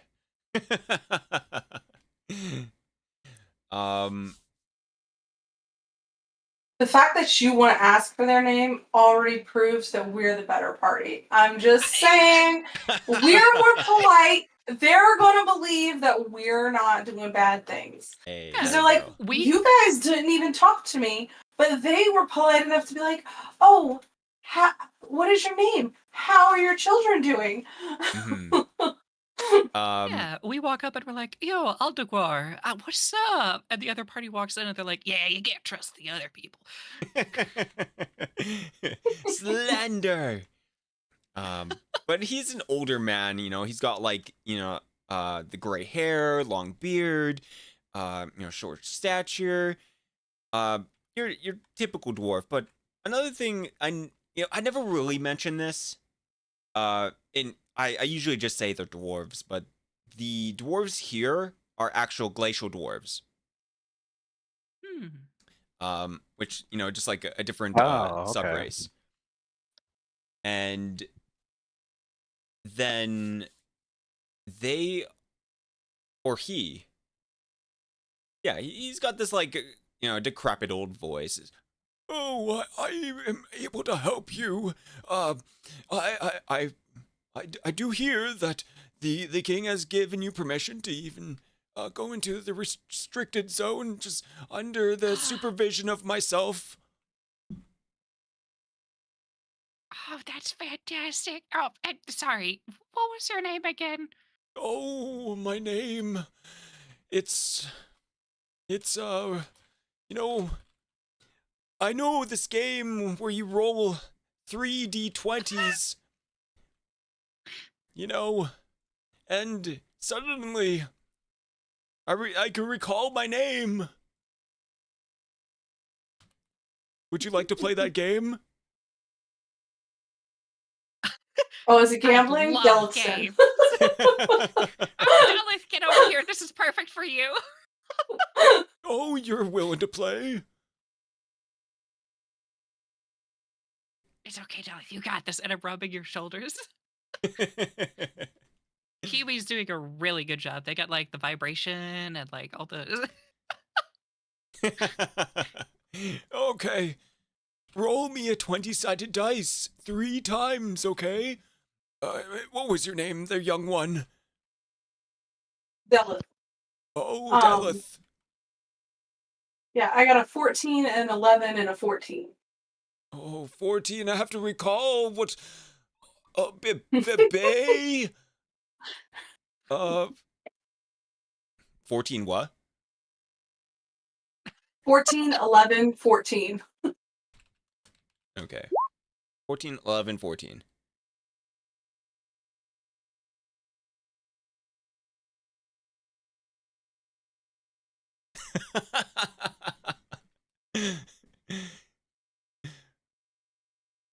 Bubbles ball. God. Hydalann, you need a better random name generator. You really do. Hey, man, you rolled badly. You rolled this 2 of the same names. But balls. Everything was over 10. That was all good times. That's Yeah, that was pretty good for just a flat 20. Oh, hey, what if all 4 of us roll 1d20? Or actually roll D100s. That's not how you're actually supposed to do it. But, we're just having fun here. Can you put that in chat so that we can immortalize this character forever? Yeah, definitely. I will. Where is? Okay, so it is.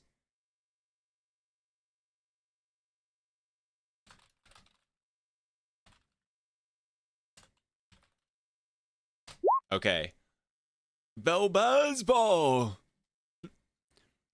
You must remember that, young one. I've been around for almost 300 years.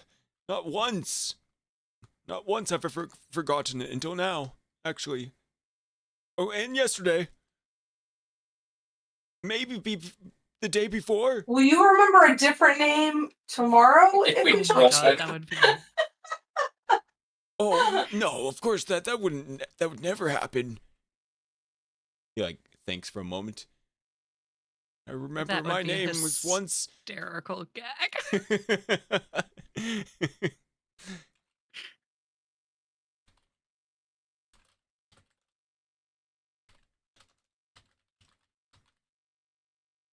Okay. But yeah, that's kind of like the thing he does.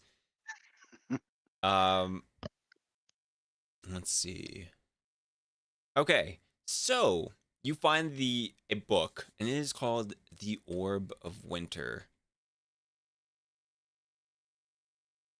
You could pick it up, start reading it, and I'm gonna attempt to find the info that we need for this because I do have somewheres in all of my little history books that I put on the Google Drives. Somewheres I put info on this. Tales of Frostburn. Episode planning, acts, character quests. What about locations? This is not a city. This is a not nations. Locations. Okay, continents. Oh, maybe it's this one. Ooh, okay. I think this is where.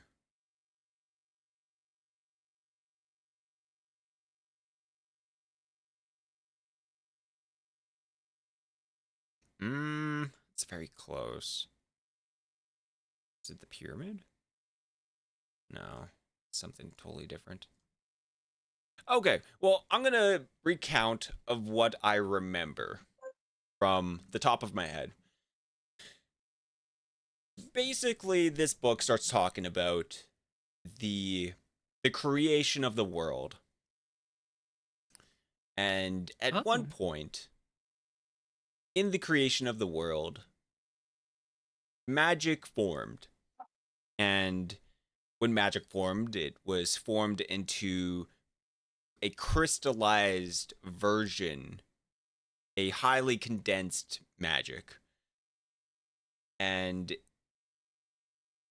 during the process of creation, these highly condensed magical particles, these magical crystals, and they come in all shapes and sizes, are kind of just like end up in the earth, or during creation they kind of got meshed up into the elements and the different planes and all sorts of stuff. And it's kind of saying at one point when people started finding these, they started creating magical items so powerful that these magical items were on par with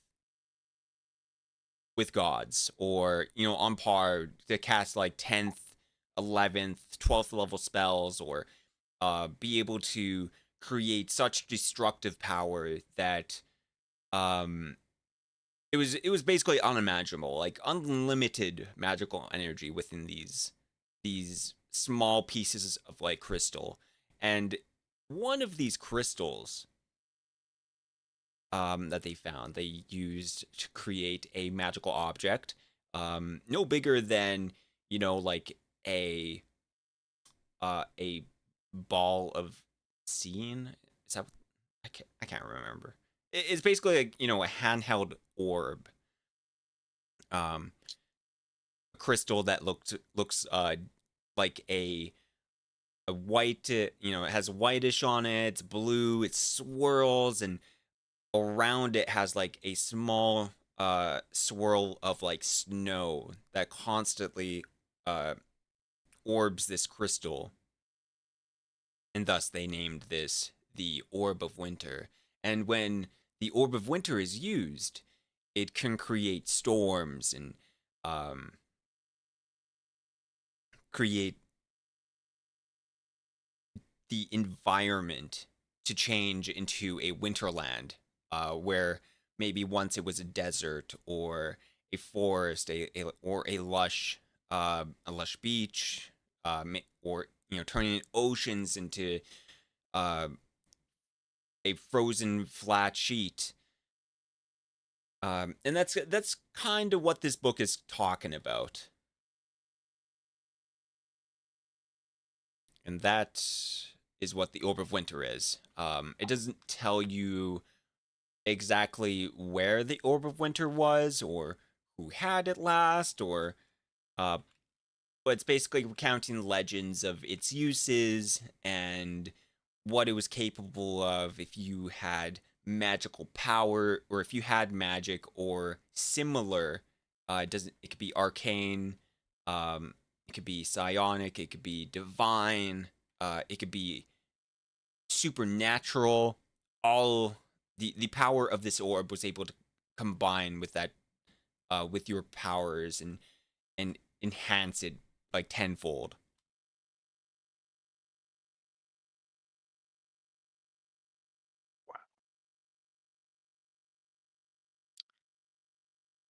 So, is there like an image, or are there any images within this book depicting the usage of this orb?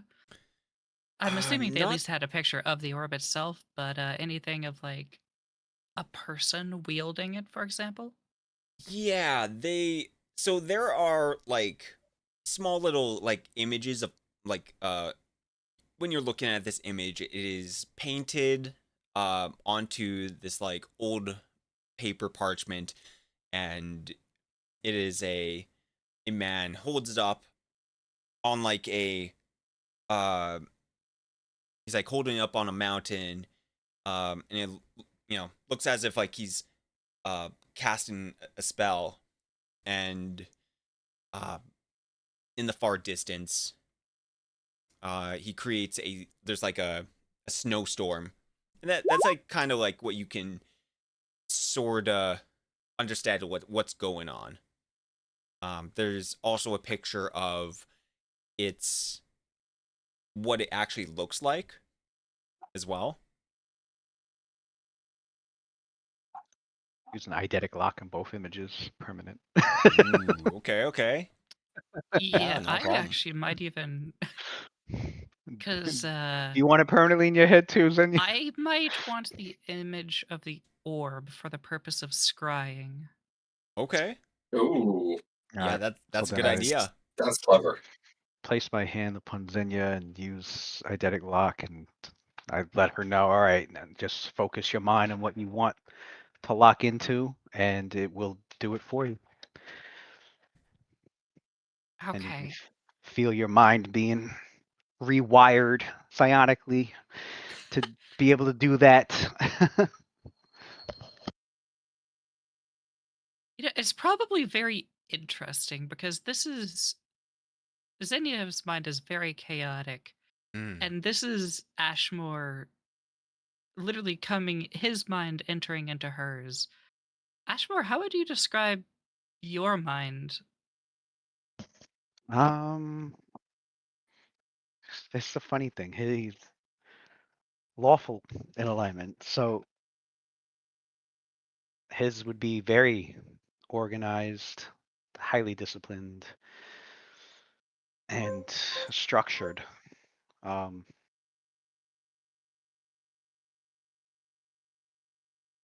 so I guess almost polar opposites in that sense.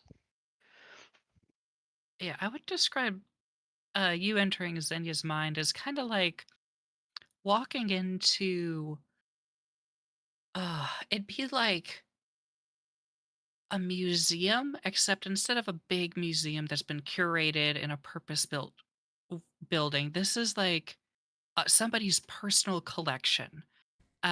They've got things hung and displayed, just lying around everywhere, but everything's labeled, everything is very interesting. But, it's one of those where if you were to walk through this little house of a museum, you'd have to be, you might feel worried about, knocking something over. So just a lot of thoughts, a lot of images, there's things scattered around, purposeful but orderly disorder. Okay. I want to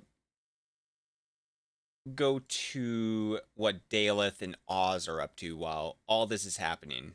And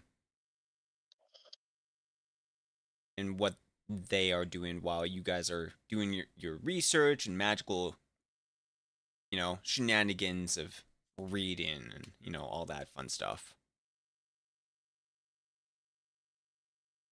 I mean, exploring library too. I probably don't look nearly as excited about every little thing like Deleth and Ashmore probably do. Mm-hmm. But I'm still, looking around for the things that they've discussed, as well as the things I sent you earlier, and just if something looks really out of place, I probably want to look at that too. Yeah. I happen across something really useful. I'm not going to turn it down. Deleth. My search for all those things was hot garbage, though. Yeah. Deleth, I want you to roll me a knowledge religion. I'm assuming you have that. I do. And it's far better than my search. Okay. Like night and day different. Mm-hmm.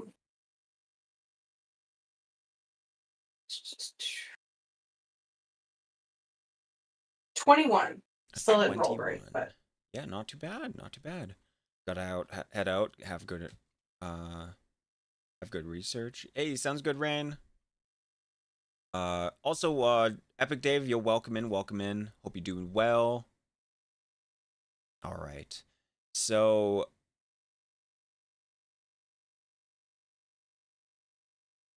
a 20. I'm gonna add 21. more info onto your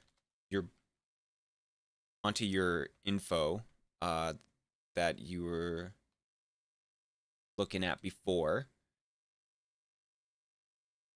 Sounds good. And I'm gonna give you a little list to look at. Save the changes. You should be able to bring it up now, and there is new goodies to look at. And this is like, you're looking through the books and you're finding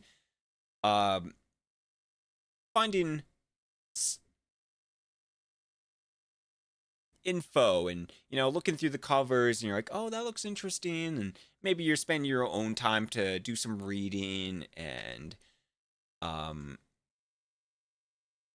trying to really figure this place out, really get into depth of like, oh, maybe there's a book on gods, and maybe there's what who are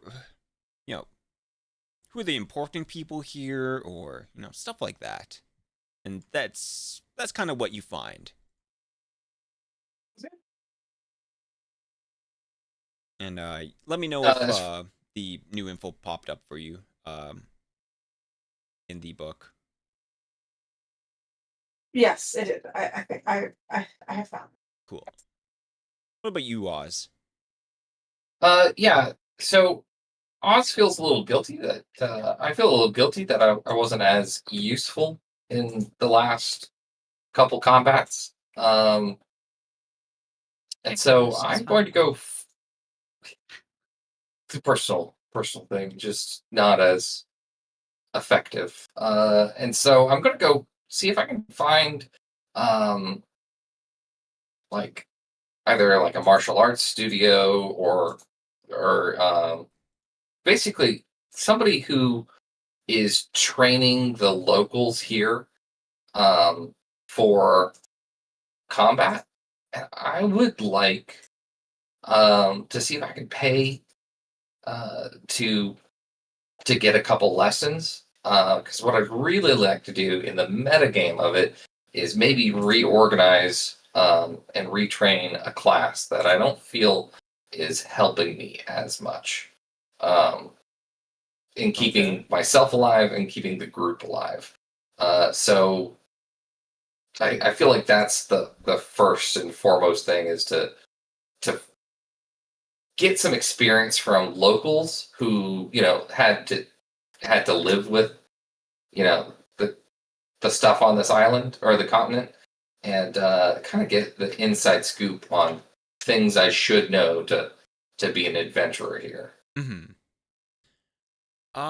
Okay. So you could take a look around and investigate the area. Yeah, and still getting local flavor. Mm-hmm. Just ingratiating myself with the locals. If I see a cat on a really high, stalagmite, maybe I'll go and pull it down for a young dwarf child. Mm-hmm. Yeah. Local superhero stuff. Friendly neighborhood Oz stuff. And you could definitely do that. You could find people who are in need. You could find all these things, and eventually, maybe talking to some of the locals who you're helping out, and just feeling more useful. You're going to learn that there's kind of like not like really a guild. It's more like a fighters sparring area. Little arena type thing. Yeah, kinda. And it is run by the Stone Children. Okay. If you know what a Party Stone folk. Child is, they are basically half Earth Elemental, half almost like a Goliath or a human. Right. Very tall. They have stony skin, similar to a Goliath, but they more have like stony plates. And it's these guys who have a sort of like a fighter's little dojo thing that you can learn from.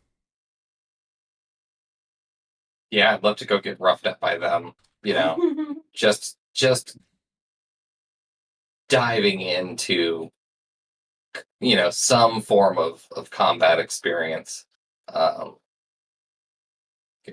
Finding a great sparring partner to help focus my skills and abilities. Mm-hmm. You're gonna realize that they're very strong.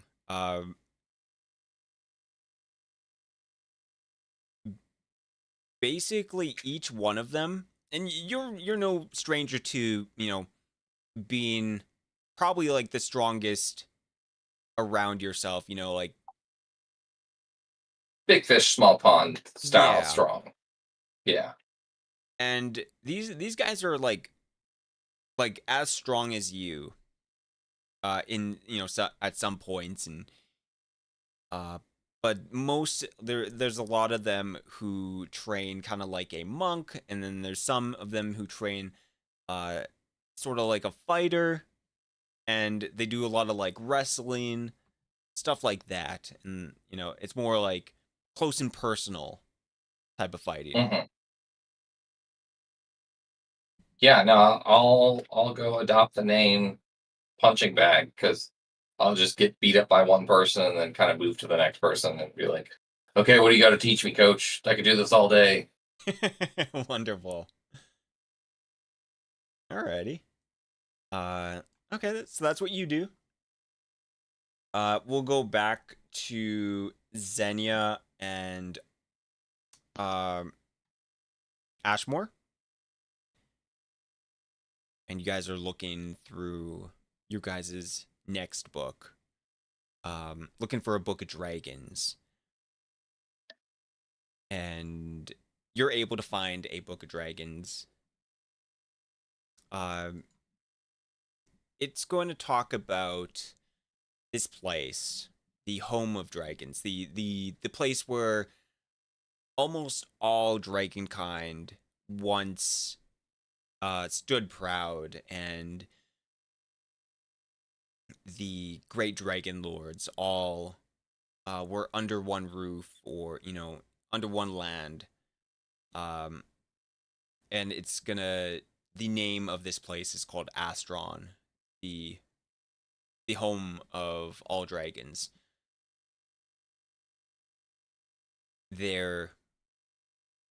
Some of their main temples are pyramids made of like gold, and inside are their greatest treasures. Which is like one part, and another part is talking about some of the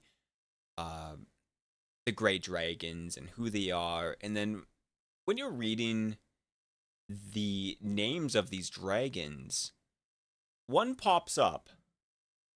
One of them kind of like, you're like, wait a minute, I've heard that name before. And one of the dragon lords is someone named Aquaria, which is a name similar to one of the great six gods back in your homeland, who is the goddess of the sea, this serpent dragon. And it's saying here she's one of the great dragon lords.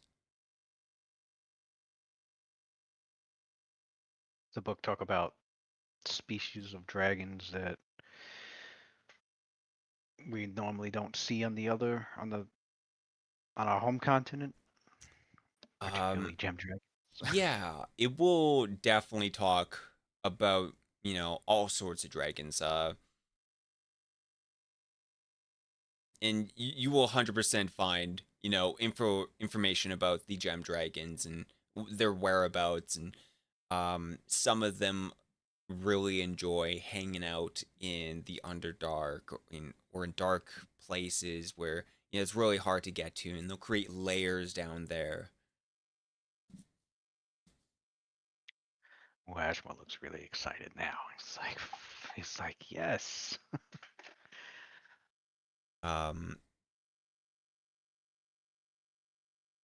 This book, it's more like a history and lore on, like, how to find them. It would be pretty rare to find like a really old book and be like, oh, there's a dragon over here, but is he still gonna be there? Maybe. But the closest gem dragon on this land would be in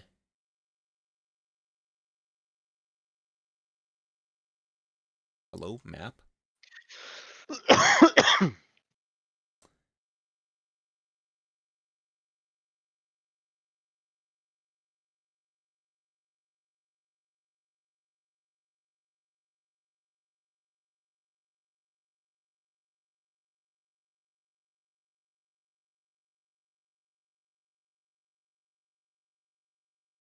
It's not that one.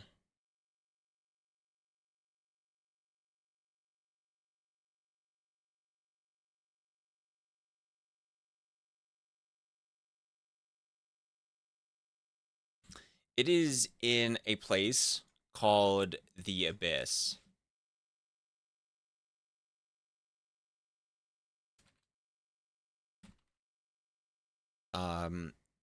When it talks about the Abyss, it is in the Underdark, here in a place called Vern. And after reading, a couple books of, the places, you're gonna realize that this land is called Vern.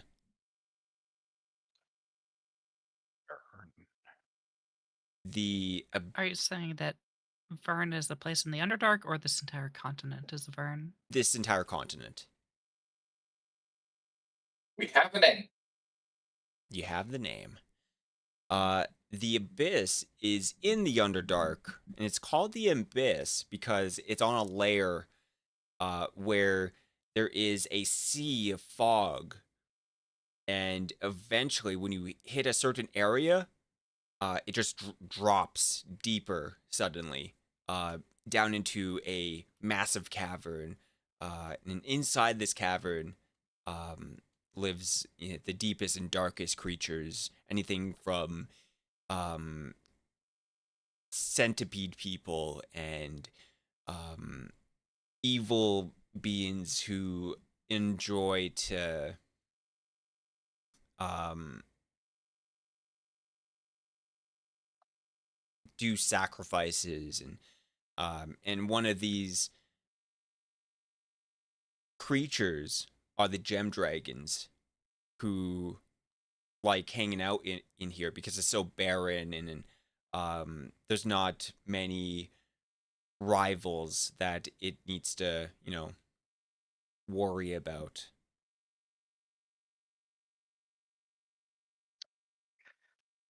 Hmm. And you said that would where the closest gem dragons was last recorded being. Yeah. Hmm. Well, Ashmo was excited and then disheartened all at once. Uh, Because he really wants to find and meet one and speak with one and acquire its sage knowledge and advice and hopefully learn psionic powers from a gem dragon.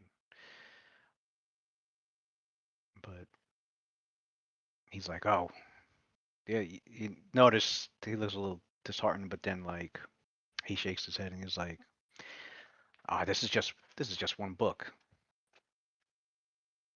There's got to be records or someone that might know of gem dragons that are not in this supposed forsaken place deep below the Underdark.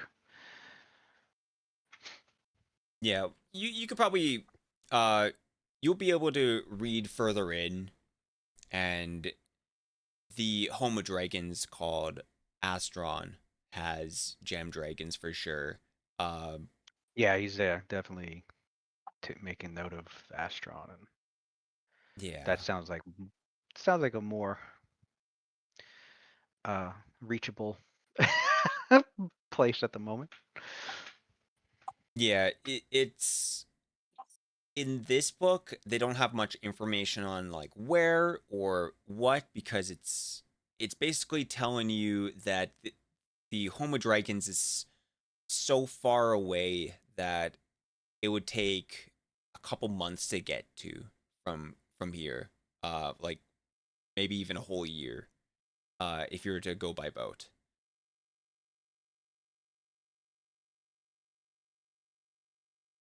Oh wow. Okay. Definitely make a mental note of that. Maybe. A future journey for him, that's for sure. Once he's explored enough of Vern and acquiring this orb of winter, so that the land can breathe again, in a sense. What was that, Daleth? I was just asking if I could get the spelling of Vern because I'm putting it in my notes. Virn. Virn. Well, I'm glad I asked because that was not the first way I would have spelled it or the second way I would have spelled it. All good. And Tips of then Frost Fern. Very close I mean, to that makes Frost sense. Fern. But shh, don't talk the sense to me. the third book um that you're gonna find is Zarnath. Uh, and this one is another book. The dragon one wasn't in like a secure area, but Zarnath was. Once again in the secured area. And this is uh,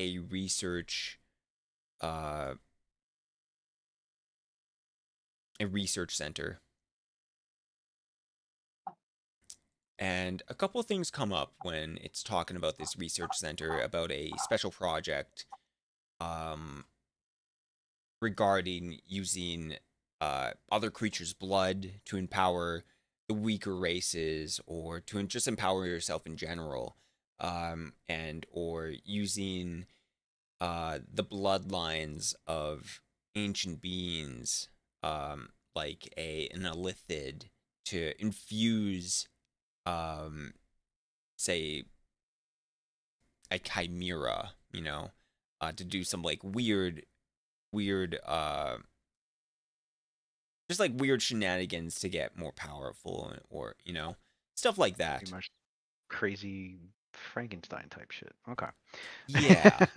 And it was definitely, at first it was this whole thing to, why were they trying to get more powerful? And when you're reading on, during this war, they were trying to use this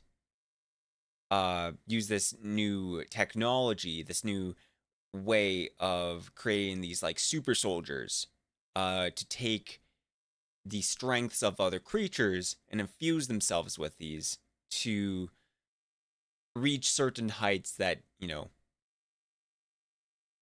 get there quickly, basically.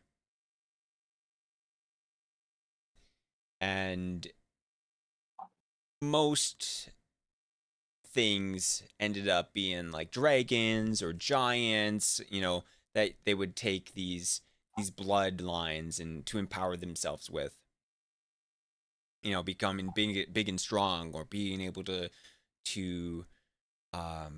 empower yourself with like flames, or suddenly grow wings, and all sorts of things.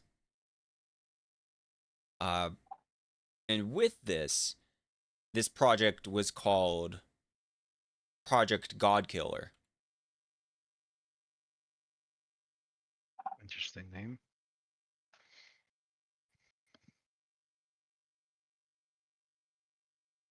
And that's some of the things that you're gonna read up on what this facility was used for.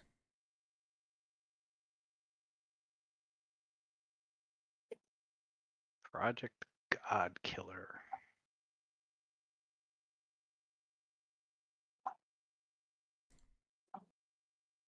Other than that, I'm gonna look at some of the other things. So we have dragons, Orb of Winter, settlements, and strongholds on the continent. Is that something you guys want to look into? On this continent? Yeah, this Yeah. sounds like it'd be part of the geography thing that somebody wrote down, I Yeah. think. Yeah. Would you like to know more? I would. I do like to know about geography. Wonderful. The geography of this land,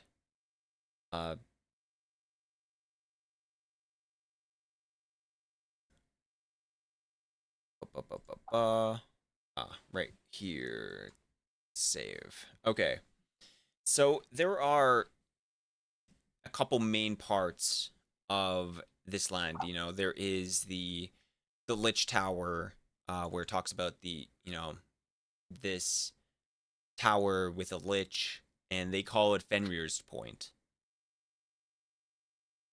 There is also north of that, a giant crater, which was once said to have been a magical crater created by a fight between, the gods and the great old ones, and stuff like that. And then just north of that would be the Great Forests, with all of the savage creatures that hide within it.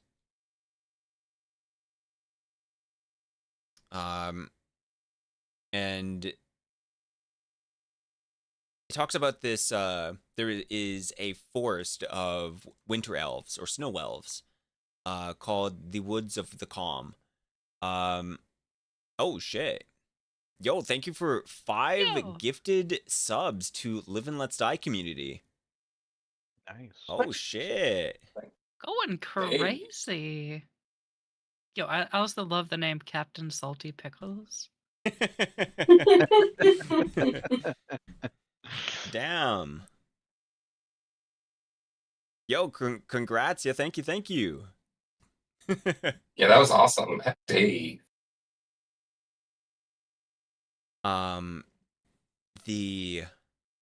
This land is going to have the land itself in the Calm Woods has a fog that confuses people, and when you enter, it makes it so that you are so confused that you just walk out back from where you came, or into a different part of inside the woods, and Sorry, there it was is Jate PM. Okay, sorry. Mm-hmm. I'm sorry. I think Epic Dave. It was Jate DM. Thanks, dude. That was super awesome. JT. That's a That great makes way. more sense. That way makes way more sense. That's how I read JT. it too. It's JT. Sorry about that. No, yeah, Proceed. all good, man. And another thing inside this land is what they say is a spirit wolf, a mystical being from the spirit realm, a wolf that prowls the land and protects it, and protects the elves and the creatures within it. It is said to be a legendary wolf that once lived and continues to live.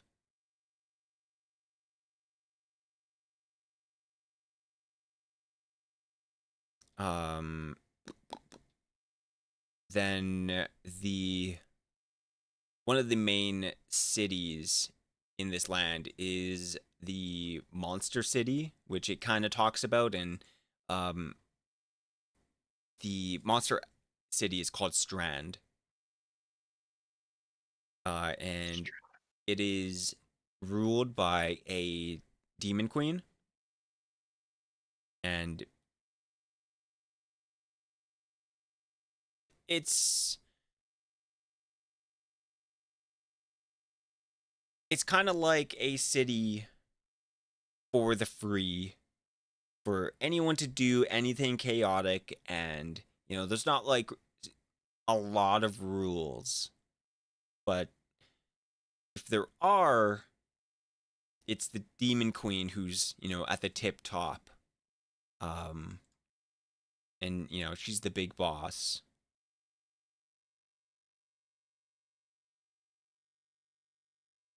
What else? And then there is the Great Dragon Kingdom, just north of the city of Strand, which has the Great Lord Drax, an ancient white dragon who's lived 1,000 years plus, who's been around for a very long time.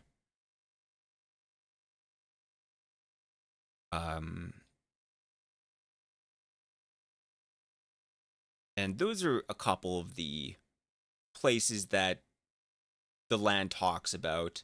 And then it'll start going into the Underdark and what it kind of looks like. There's it'll be like lines and how to get where. And it kind of looks like a map on how to get around in the Underdark here.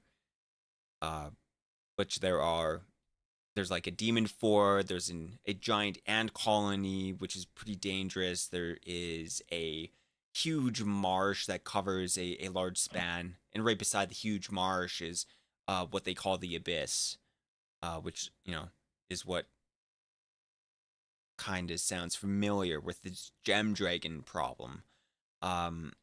And then beside that, the abyss on the other side is this place called the Underfrost, and it is a place where water is seeped down into the earth, and because of the changing temperatures, most of the underground in that area has turned into frozen underground wasteland. And a lot of the northern parts are these like jungle areas where there is a place called the Undergrowth, which is, full of forests, and they talk about how to get down from the surface. You go down in through a sinkhole in the ground in the forests of um, from up top.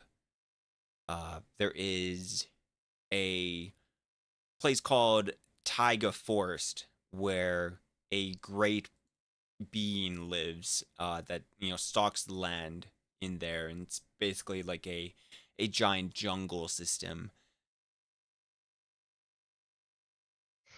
And it continues going on. There's even more. But I'm gonna stop there because yeah, it's a lot. Well, next time, hardcore, you should ask the librarian what their name is.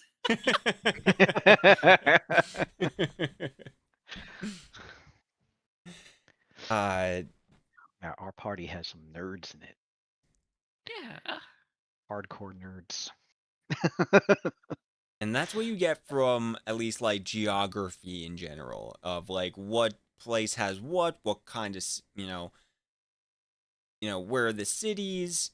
There's actually a city in the abyss as well, of what it says, but they're not like exactly really good guys. It's kind of like they can probably be dealt with through like diplomacy, but they're they're better than the demons in the underground.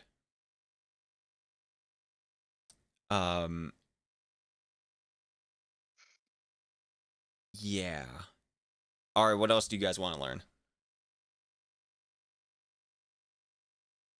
Whatever hardcore's group asked, we are asking that question to learn to see if we find out more than they did. I'm joking.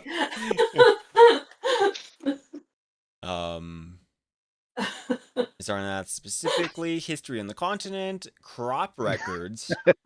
Yeah, I know it's a weird thing that you probably have zero preparation for, but basically all I'm looking for is to see, was there like periods of famine at any point in their recorded history? You're able to find some crop records, and it talks about when there would be periods of snow here, and then eventually there wasn't, or like like eventually there wasn't an ability to do farming and doing the regular crop routines above ground, and the records eventually kind of switch over to a time where they instead do their farming underground in the underdark, and things like mushrooms are really prevalent, hunting bugs, or sorry, I'm burping, some of the creatures of the great dark. Those are just like a couple things on the top of my head that I could think of. Basically, they changed the way they farmed.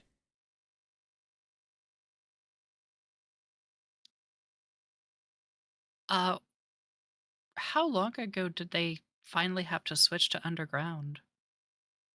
At least 500 years or more. About 500 years ago. Yeah, it basically long enough for Because I still haven't figured out the year count of everything. Basically, just think of long enough for it to make sense. With Okay, gotcha. with Yeah, if everything you need else to lining like up. retcon in the future, that's perfectly fine. Just let us know. Yeah. And that's Now basically I'm what's just going on with writing that. 500. 500's a long time. Hmm. This matches up. The dates where they had to switch to underground farming matches up with the dates we were getting based on the wood that we investigated.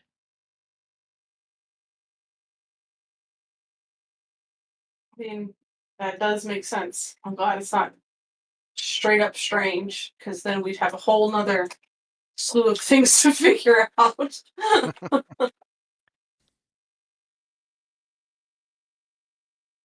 I'm sure that Xenia and maybe Ashmore reading through a book of crop records is the least interesting to everyone else. Wow, look at this. They changed the way they farmed. They went underground. We're nerding out like, oh, look, you can see how they are over time figured out which crops did better in the new environment. Started planting more of them. Fascinating. Look at all I start these asking the librarian if other people are as weird as those two. So this one time, this one group came in here and they started asking about. Oh, I can't quite remember. It was something weird, like where the Dragon Lord is, and what does he eat, and does he like mushrooms or something? The Dragon Lord. Yes. They were talking about what whether to visit. Interesting. Then they ended up going somewheres.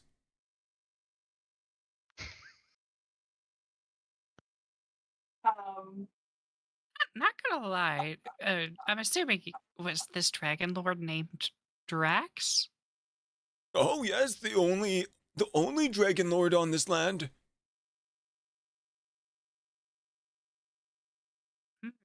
I too would be interested in talking to Drax. He would have been alive before it all happened, according to at least the geography book. The old man nods. I like the idea of that also. He would know more about the. You guys The want to talk to dragons. dragons? I feel like that is highly dangerous. What's the worst that could happen? Lose an arm?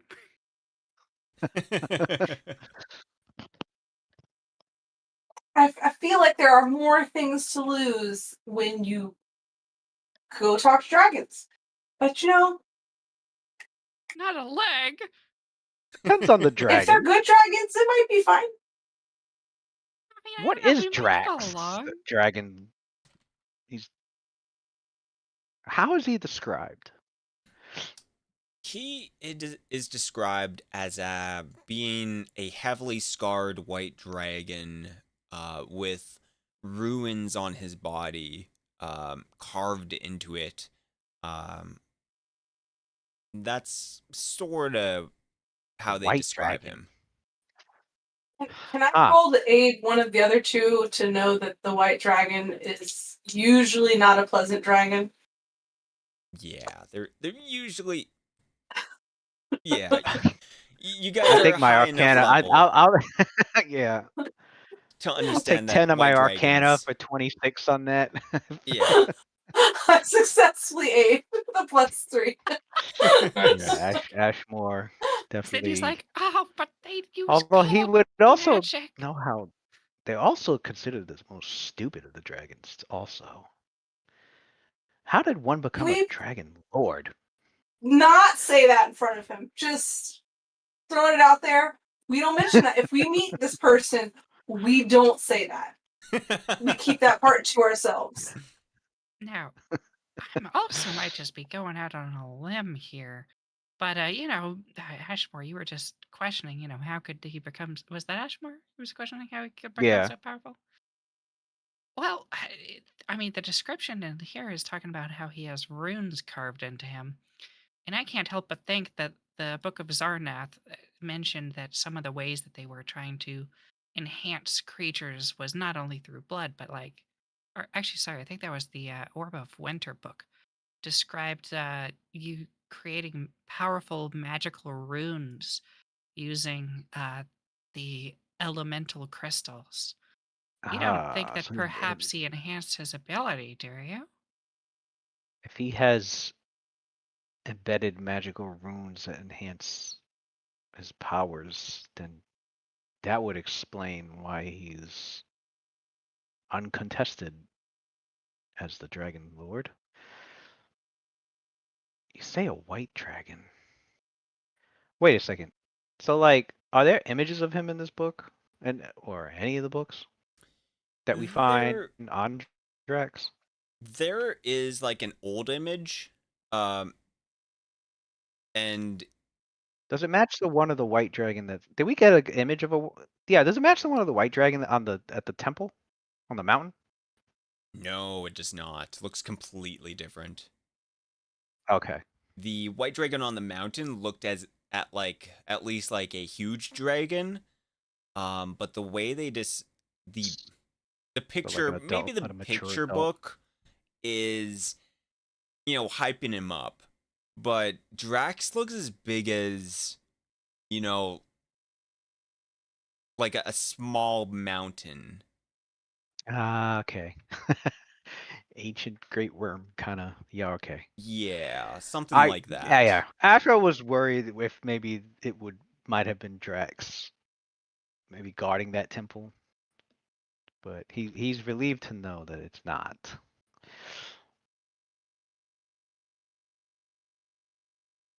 Although that means it could be a minion of Drax.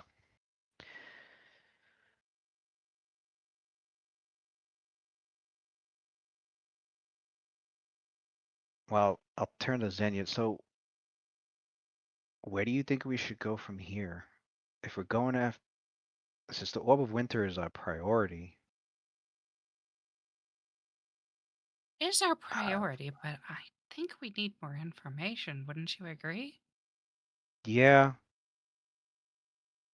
well, that temple. I want more information on that.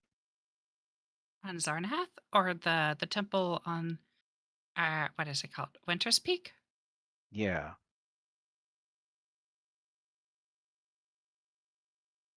You guys want to look Oh, for so is it info on that Winter then? Peak or Winter's Peak? Yeah.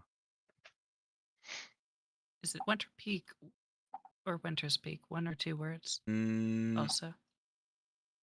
you might be confusing it with another thing. Because this place with the temple is called the Glacial Claw. Interesting, because I've got on my notes, we have a schematic for the Winter Peak Temple. Mmm. And you called it the Glacial Claw? Is the Glacial Claw the mountain The then? Glacial Claw is the mountain. Ah, okay.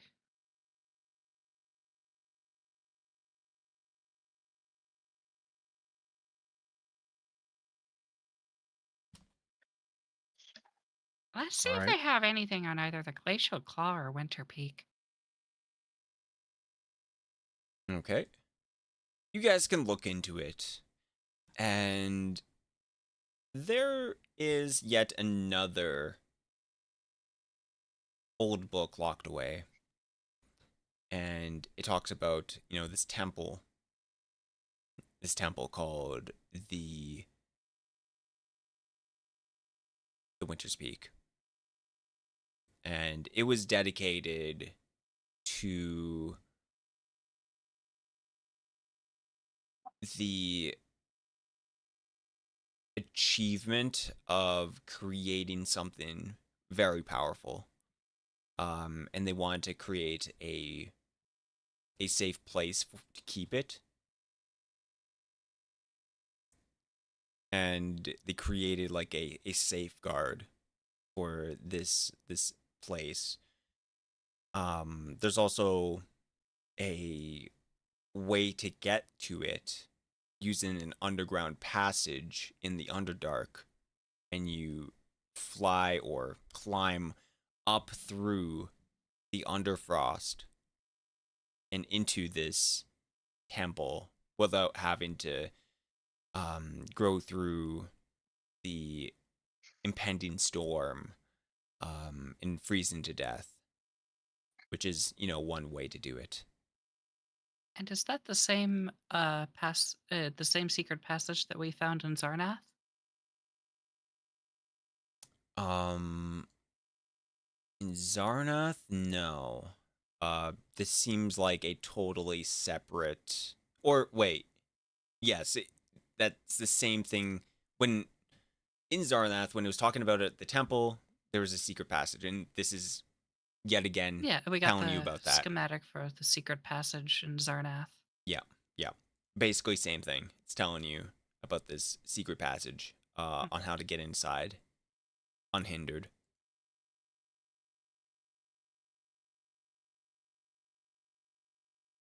Unhindered. That sounds good. Okay.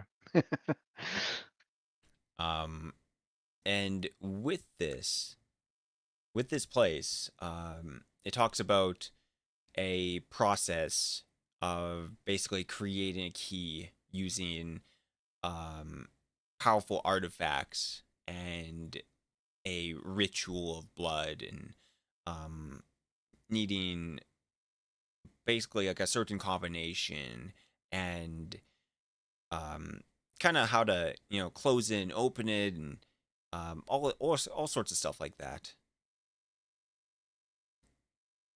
Well, that explains why they had all those creatures down at the bottom of Zarnath, and the map of how to get there. That's probably how they got up there.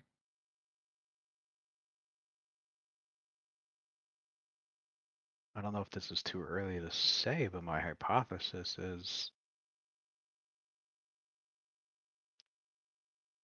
the Orb of Winter is right there in that temple. I think that would make sense. That is where we saw the Winter's Blast come from. So now that we have a good I'd have idea to of think where there's at it's least at and clues what's there. guarding it, or at least clues. Yeah.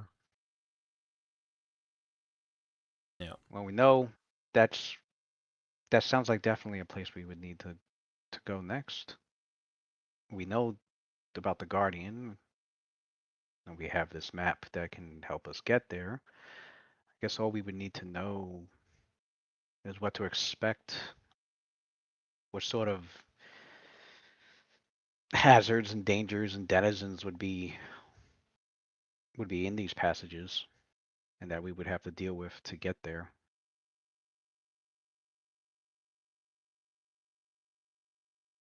And then we can make preparations and be on our way. We'll have to talk to the others about this. Yeah, it also sounds like this key is probably not gonna be super easy to forge. I mean, we've got the description of what did you call it, a binding process?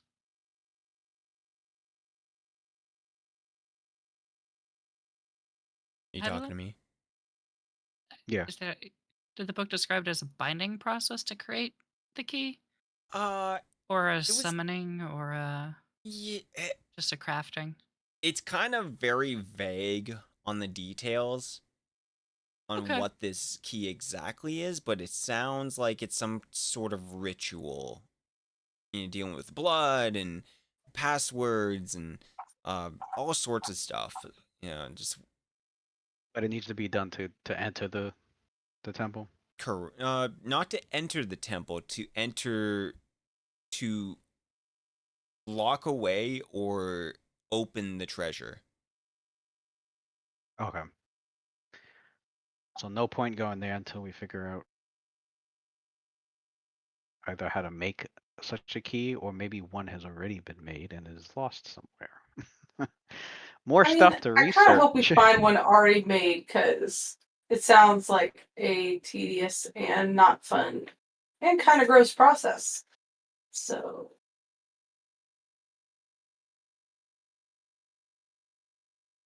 sorry, I More didn't stuff talk to over you guys. research. I'm actually with you on this one.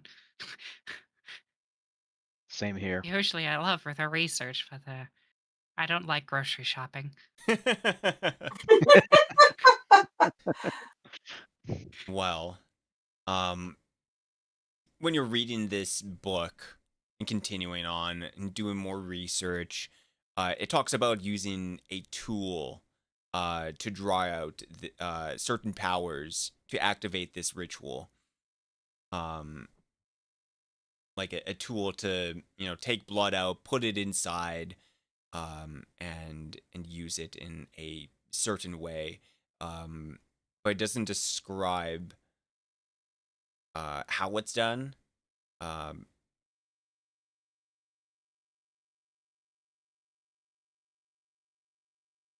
and Well, what it's a good thing we just came from a temple that's all about blood magic.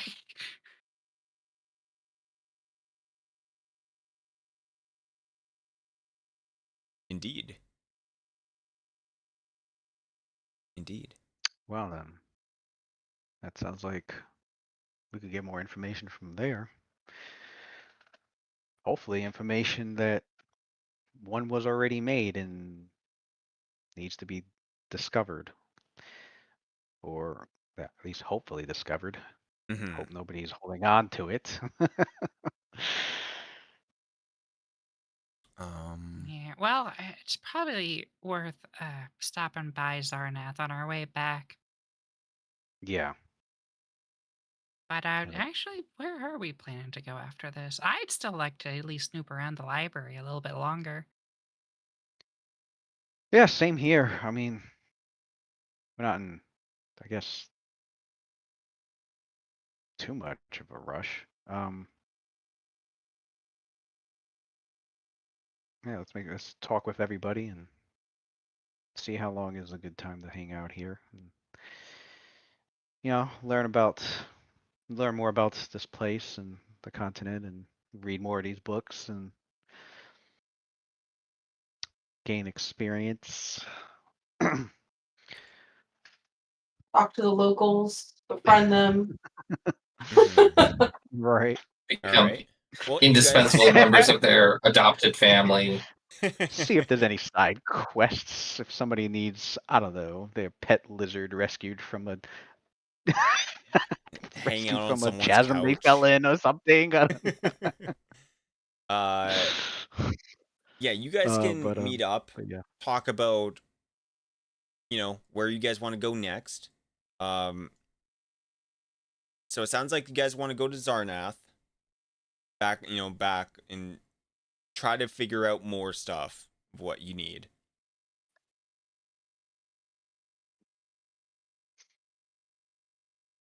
Is what I'm getting.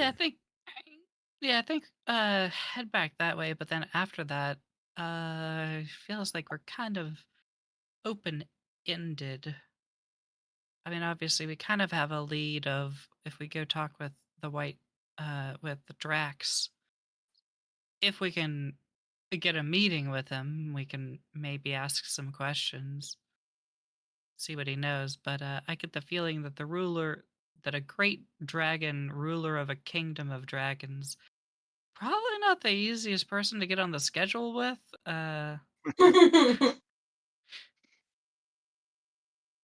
You don't regularly talk to great ruler dragons? And it's Yes. and this Drax is a white dragon, and they're pretty ferocious. More than likely, he might get annoyed and eat us. I mean, maybe you guys, but he would never do that to me. I'm far. It would never happen. I think he and I might get along. We could bond over the cold. Rob and Courtney are much louder than everyone. Which stream are you watching it on? Hydalann. Hydalann. Yeah. Don't know. Can't do anything about that. I said like only a couple words in the last 5 minutes. That's. I'll be quieter. All right, I turned you guys down on my side. at Really, he's least. just saying Courtney's loud very politely. That's That's really what he just said. I adjusted my audio just a little bit. Hopefully that makes it a little bit clearer.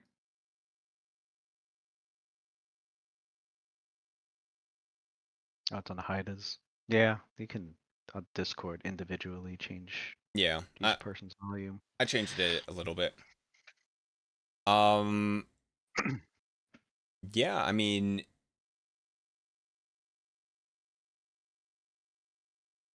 the Dragon Kingdom is a possibility. The real question is this ancient lord of, all-powerful dragon gonna give random people information on an ancient artifact, how to get it, where it is? Why wouldn't a dragon keep it for himself? You guys want to go to the Underdark? Oh, you'd like that. Yes, I would. uh, if that's where we need to go. I mean, I don't really think we have a clear direction of this is where we gotta go. They could just Right. kind of wherever the wind blows. We need to start somewhere. Well, let's see. We have a lot of information. You know, another place I actually really want to check out is that giant crater. I The feel abyss? like no, the giant crater. I believe it's north of Fenrir's Point, the Lich Tower. Oh, okay. I know what crater. The one Yeah, that's on the map. yeah, the one that was created through magic, a magic fight between gods and old ones. I mean, Huh. that to me sounds like major historical events. And with a scion who's able to attune to objects, I feel like we could probably learn something from that. Yeah, I could use my power to delve into all the events that have happened within the last 1,000 years in that area. It's not a bad idea. Do we want to do that then? It's on the table. Okay, Probably should that's get an everyone idea. One together. of the See ideas. what yeah, should get So we everybody got, together. Delith, Oz, and yeah. Polo. I'll start making a list. We got ideas for the See what they say. Underdark. Got the super Okay, I think I missed why Underdark. we would want to go to the Underdark. Because Just it's cool. There's a fascination with it. Oh, we could go to the cold Underdark. Delith will be like, maybe we explore other options before the Underdark, because I Okay. don't see a clear reason to be there. So, while you guys are all thinking, and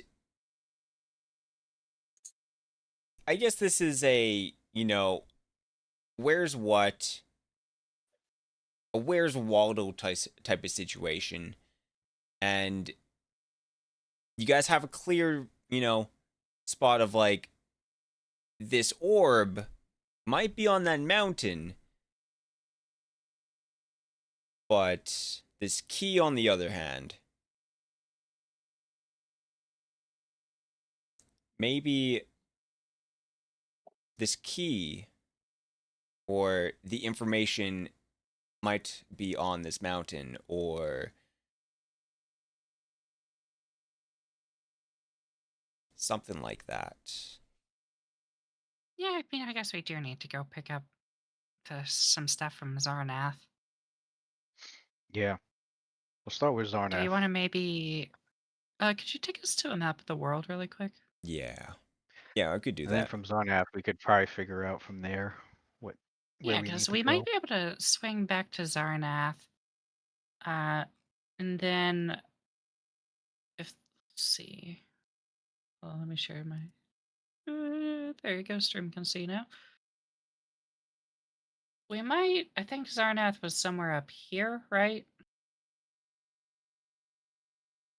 Or no, Zarnath was up here. It is up here. That's Zarnath? Yeah, Yep. yeah. That's where the It's near happy the face crater. Well, is. Kill Zarnath two is birds with one right stone. There you go. next to the crater, then. I'll put That'll be a. that'll be Ashmore's vote then. Go see if there's anything else to find at Zarnath, and then Yeah, there are a couple he's not opposed spells to I'd checking out the crater area. probably like to check into getting while I'm here, copy them into my book and stuff. But oh, and the beach. In the beach? Man, the beach. Yes. I'm gonna go up to bulbous bulbous ball. Bulbous ball. How do you get to the beach? Is The there a nice, beach. easy way? Like the. I don't know of any beaches. Maybe in the Underdark. Oh, the one right down there. And I walk over to a window and point down to the lava. He like looks down. Oh, that's not a beach. That's a lava pit. Yeah, but like, surely, I mean, you guys have a lot of steam power. Surely you've got access channels to go down there, right? I mean, yes, of course, but Beach trip, here we come. Okay. the camera Lilith is pans On both out. that note, confused on that and note, trying to pretend she doesn't know you anymore. on that note, I have to head out. Alrighty. Okay. No, guys, you have to trust me. Did you guys bring your swimsuits when you came to this continent? Wasn't thinking about the beach, but Delith looks at her winter coat and looks at Zinnia and is like, I'm not dignifying that with an answer. Oh, damn, it's okay. We all forget something.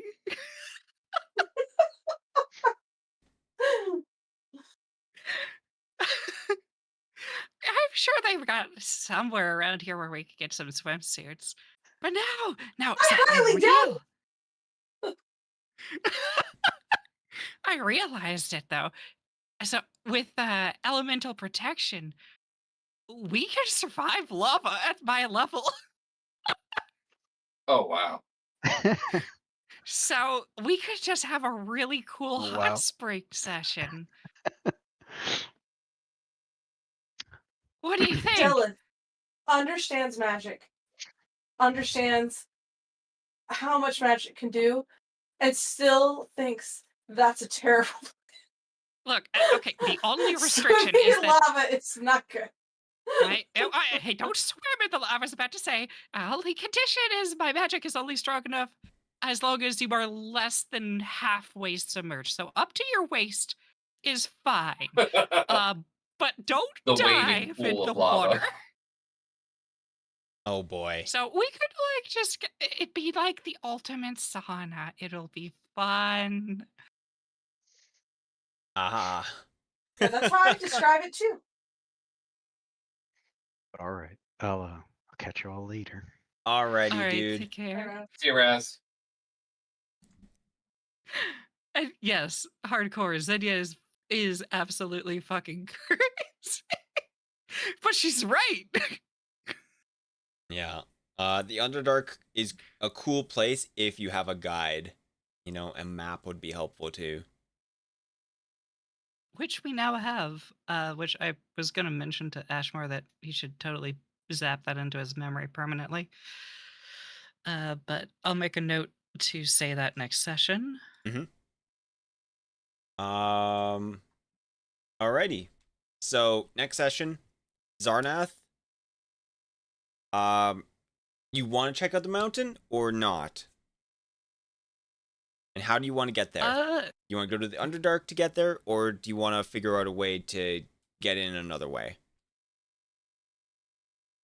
I mean, if I'm not mistaken, guys, I thought we wanted to go back to Zarnath now that we have more information about, all the shit that went down in Blood Magic. At least collect some things there that might be useful. Perhaps there's things that we missed that would be good to research. Mhm. Definitely taking Yeah. the blood extractor. Since we now know that is crazy important. Side trip over to the magic crater. And then after that, I'm kind of out of ideas. Well, maybe we'll find new More ideas. after we do those things. Yeah. Mm-hmm. I Yeah, do that want to sounds good to me. remind you guys, in your journal/quest entries, you do have notes on the vault.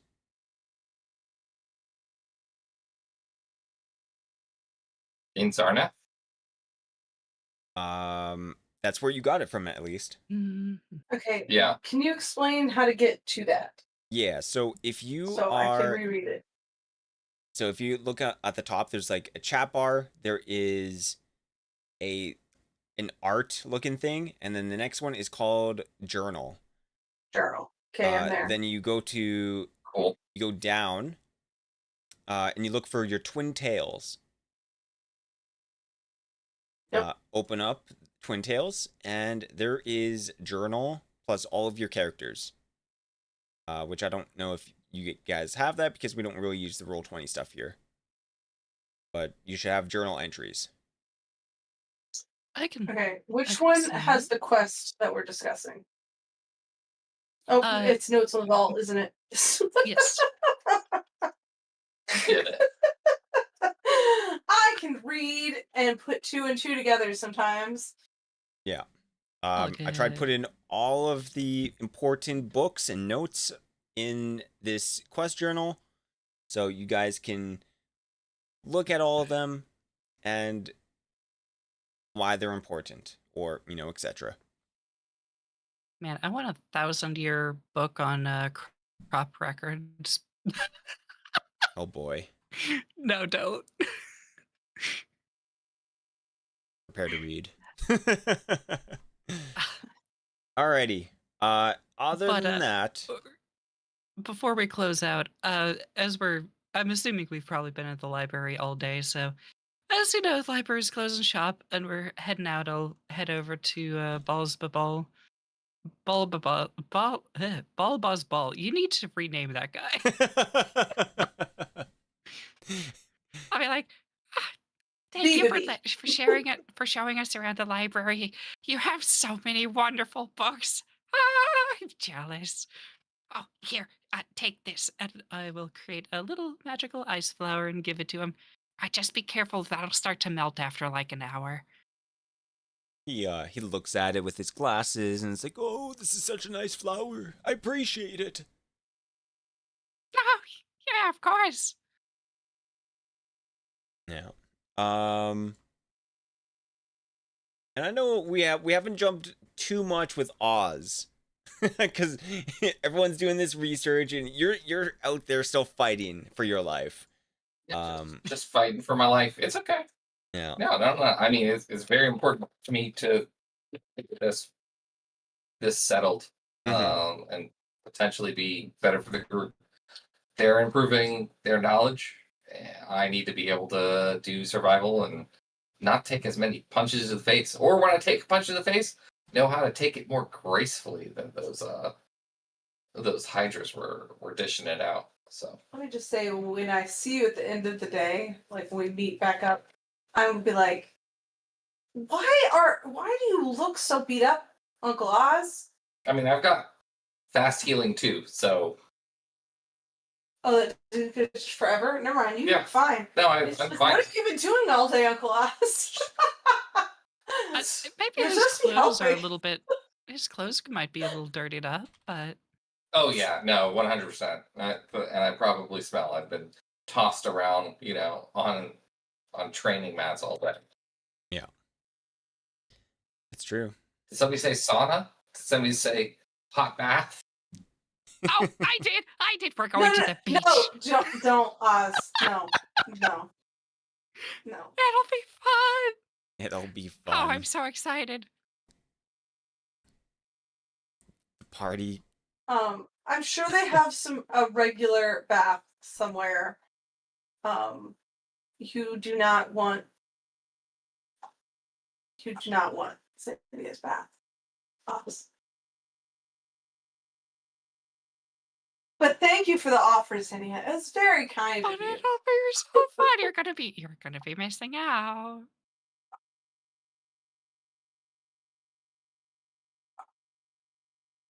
Look, how about this? You just come down to the beach with me, and then after you see how fun it is, I'll cast a spell on everyone, and when you decide to join it, you can do so.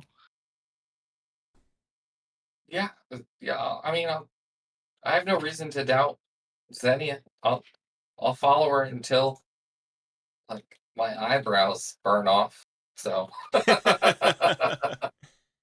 And then when you come back with no eyebrows, I'll say, I tried to warn you.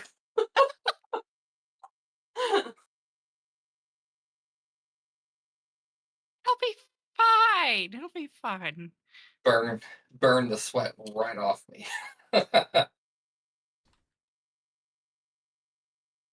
Can't be dirty in lava. I mean, I don't know if you're clean in lava either. I think it's just That'd be being true. in lava at that point. Just get rid of all of the dirt. Oh, yeah, I Exactly. mean, it's just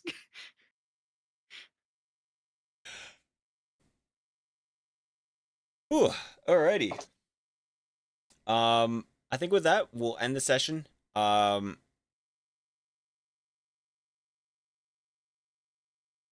Yeah, I will prep things for next time, for next week maybe next week. We'll see. With that, I guess we should probably raid someone. Sounds good. Probably raid Raz. Sounds I'll quickly check if there's. He not in this crib. I got carpet. Why would I bring Oh the my dog God. in this crib? My best friend got the dog. Get okay. Can we get a mad Dominican flag? Oh my God. Okay, there we go.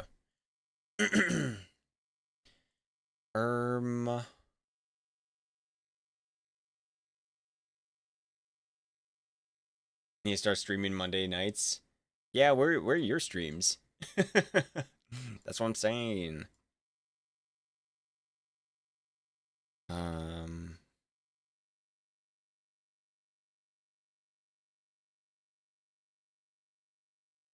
Your computer was broken? Oh shit.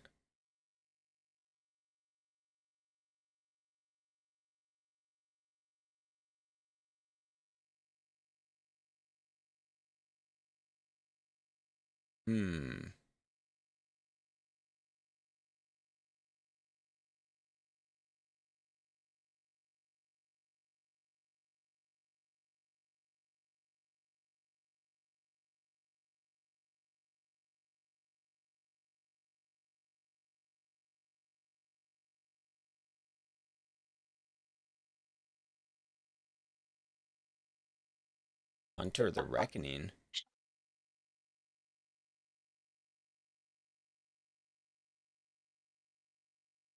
Oh, there's someone doing Cyberpunk.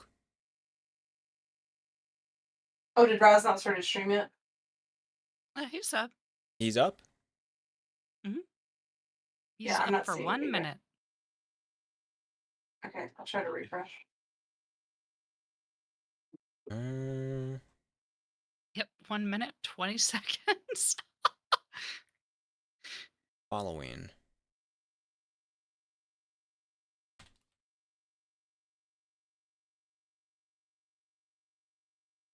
There it is.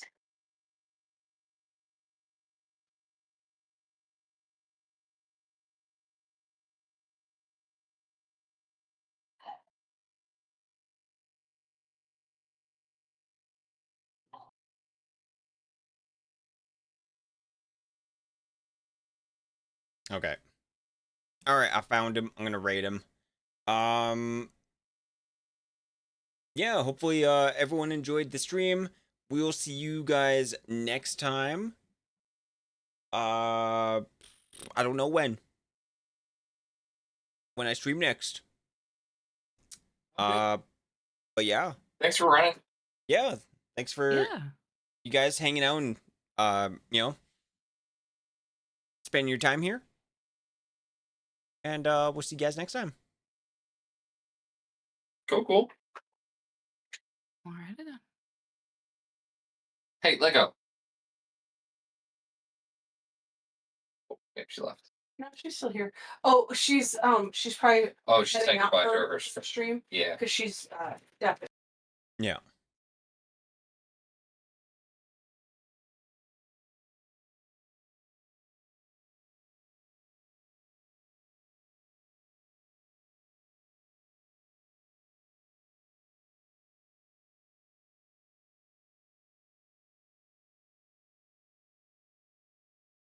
Mm-hmm.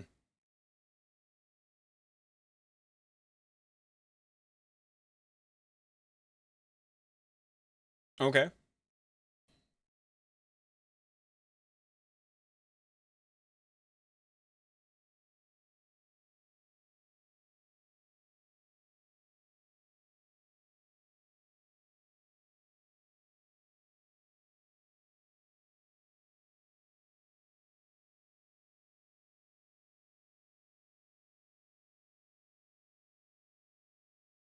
Yeah.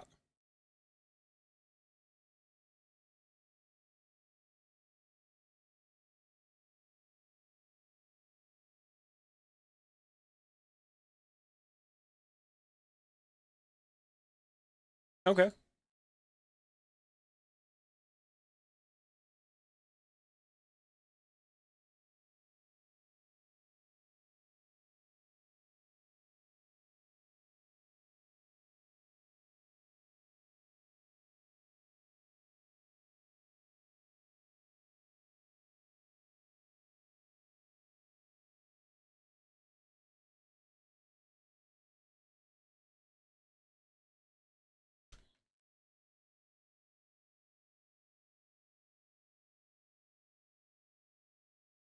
Yeah.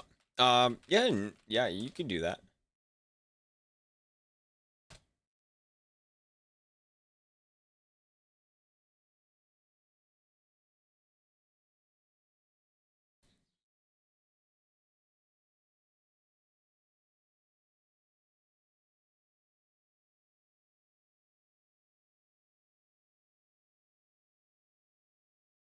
Mm-hmm. I think that like maybe like a couple days plus some gold is fine. Um I don't know what the gold cost is for this.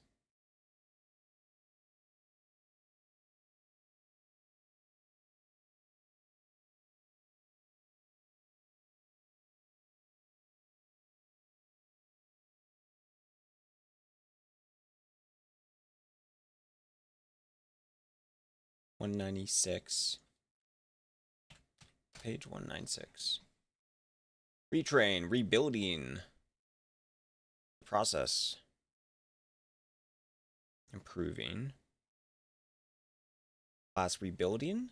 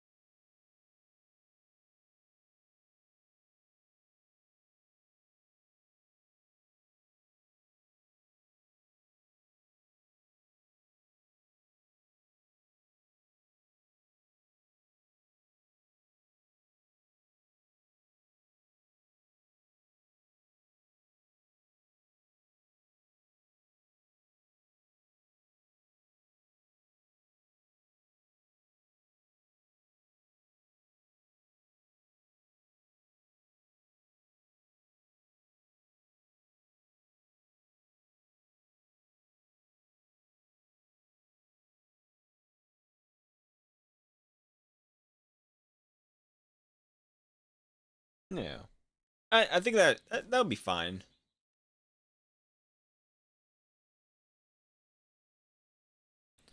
Uh, I'd say like 100 gold is more than enough.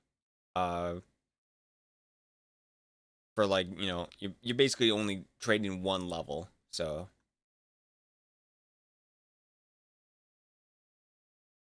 sounds good.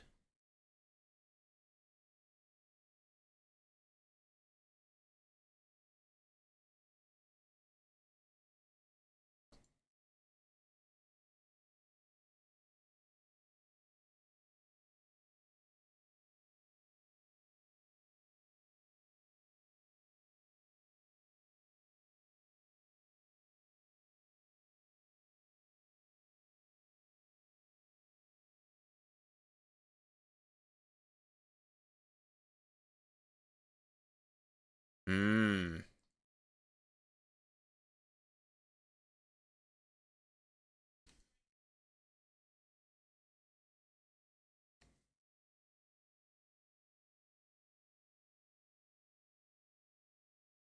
That's cool. Okay.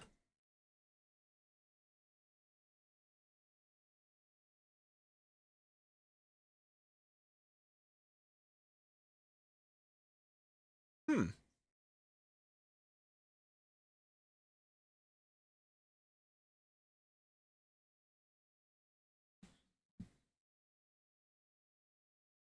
Yeah. Okay. Yeah, no problem.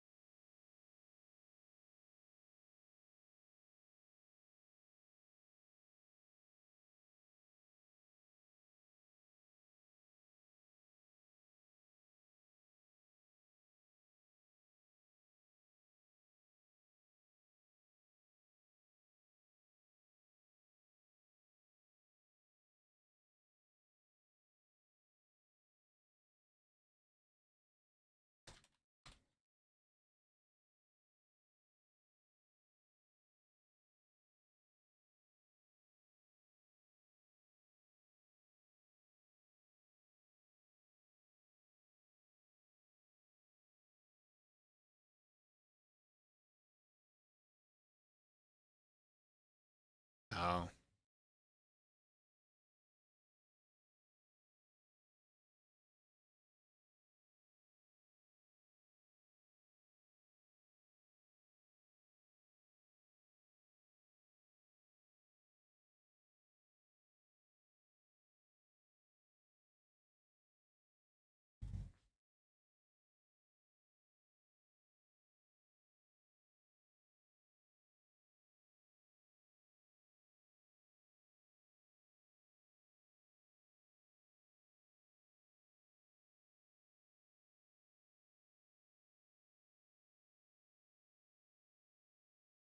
Uh, nah. Just 100 is fine. Yeah. Yeah, no problem. Yeah. It's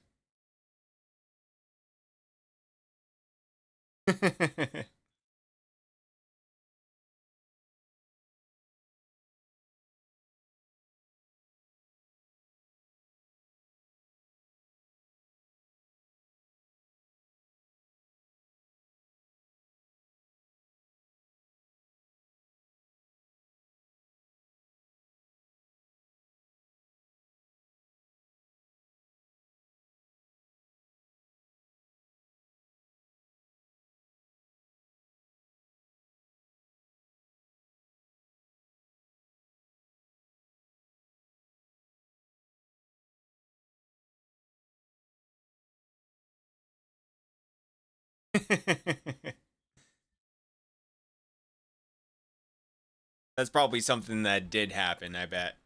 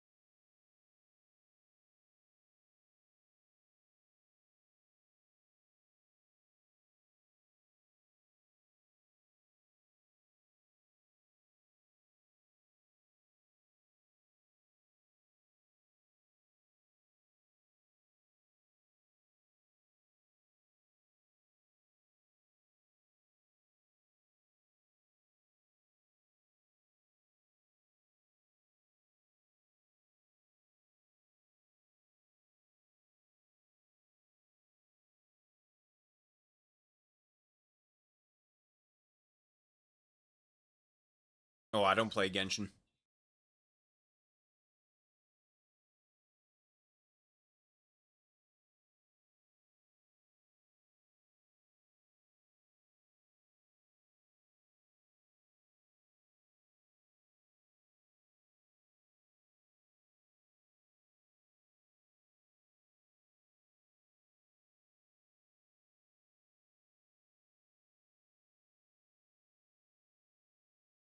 Yeah, I recently started Nike, Goddess of Victory. That's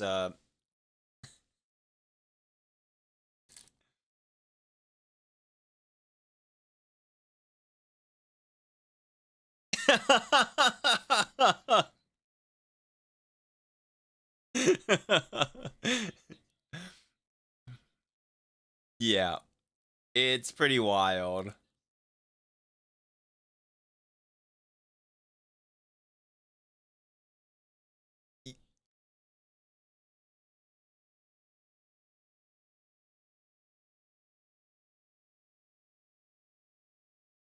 Yeah, it's I don't know. I thought it was pretty funny. It's dumb to watch and play.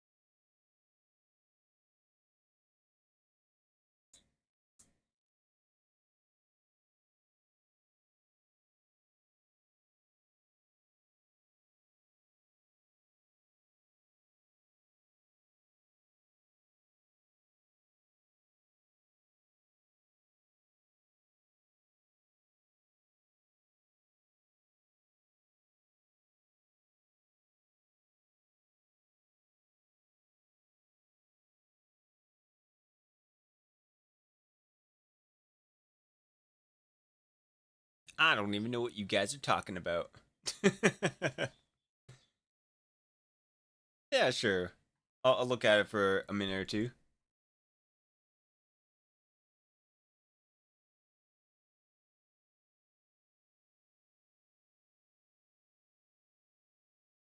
Oh, is this a base?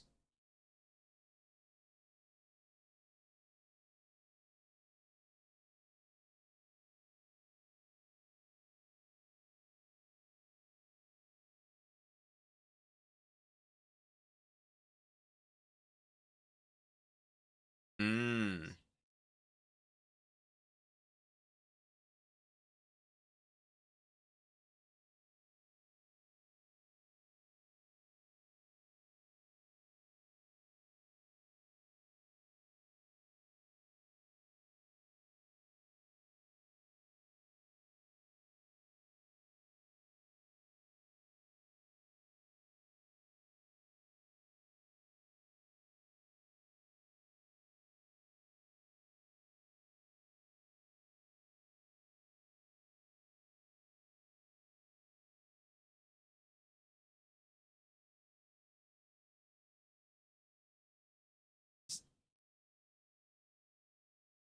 It's a hidden chamber.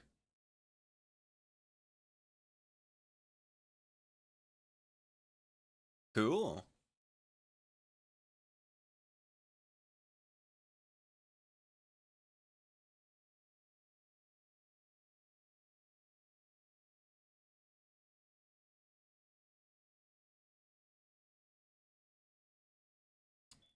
Oh.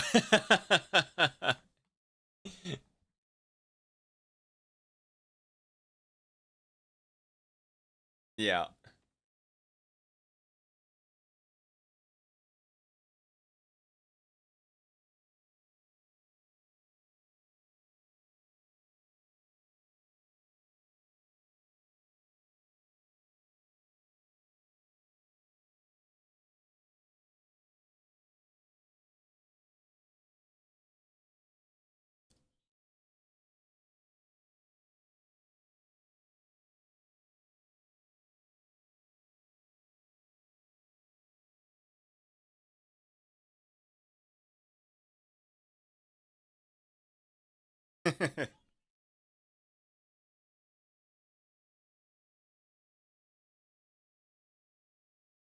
I remember when who's that one girl? The blue girl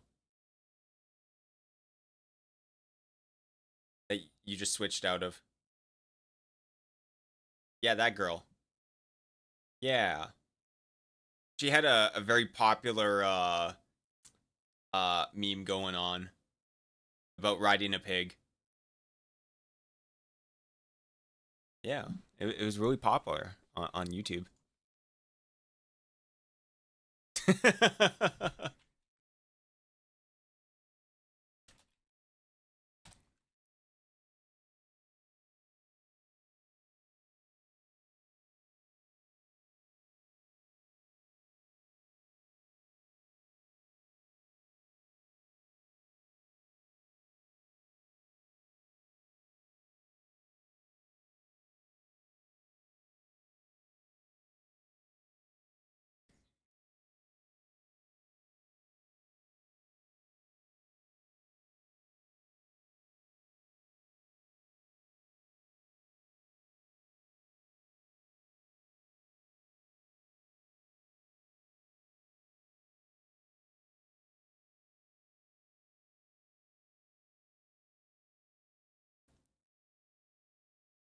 Can I get bonuses for planting trees?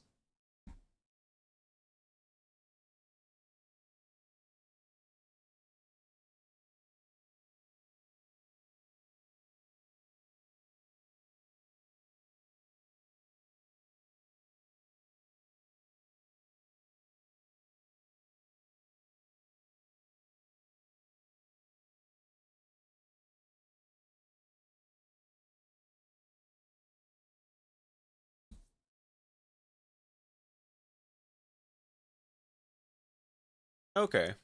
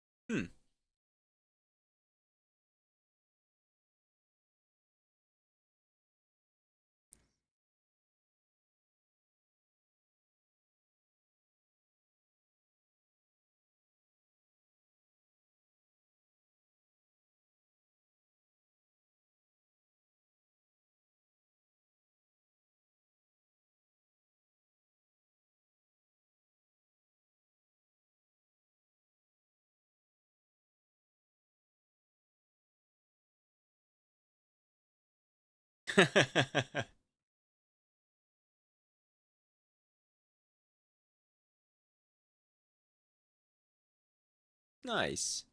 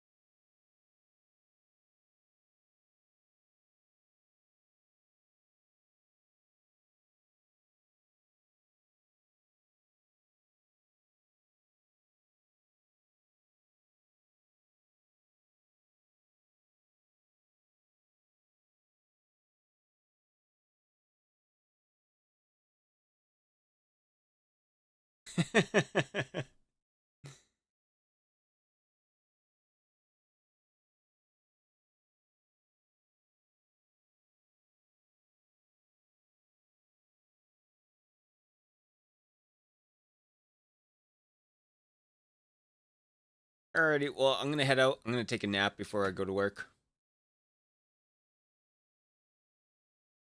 Yeah. Yeah.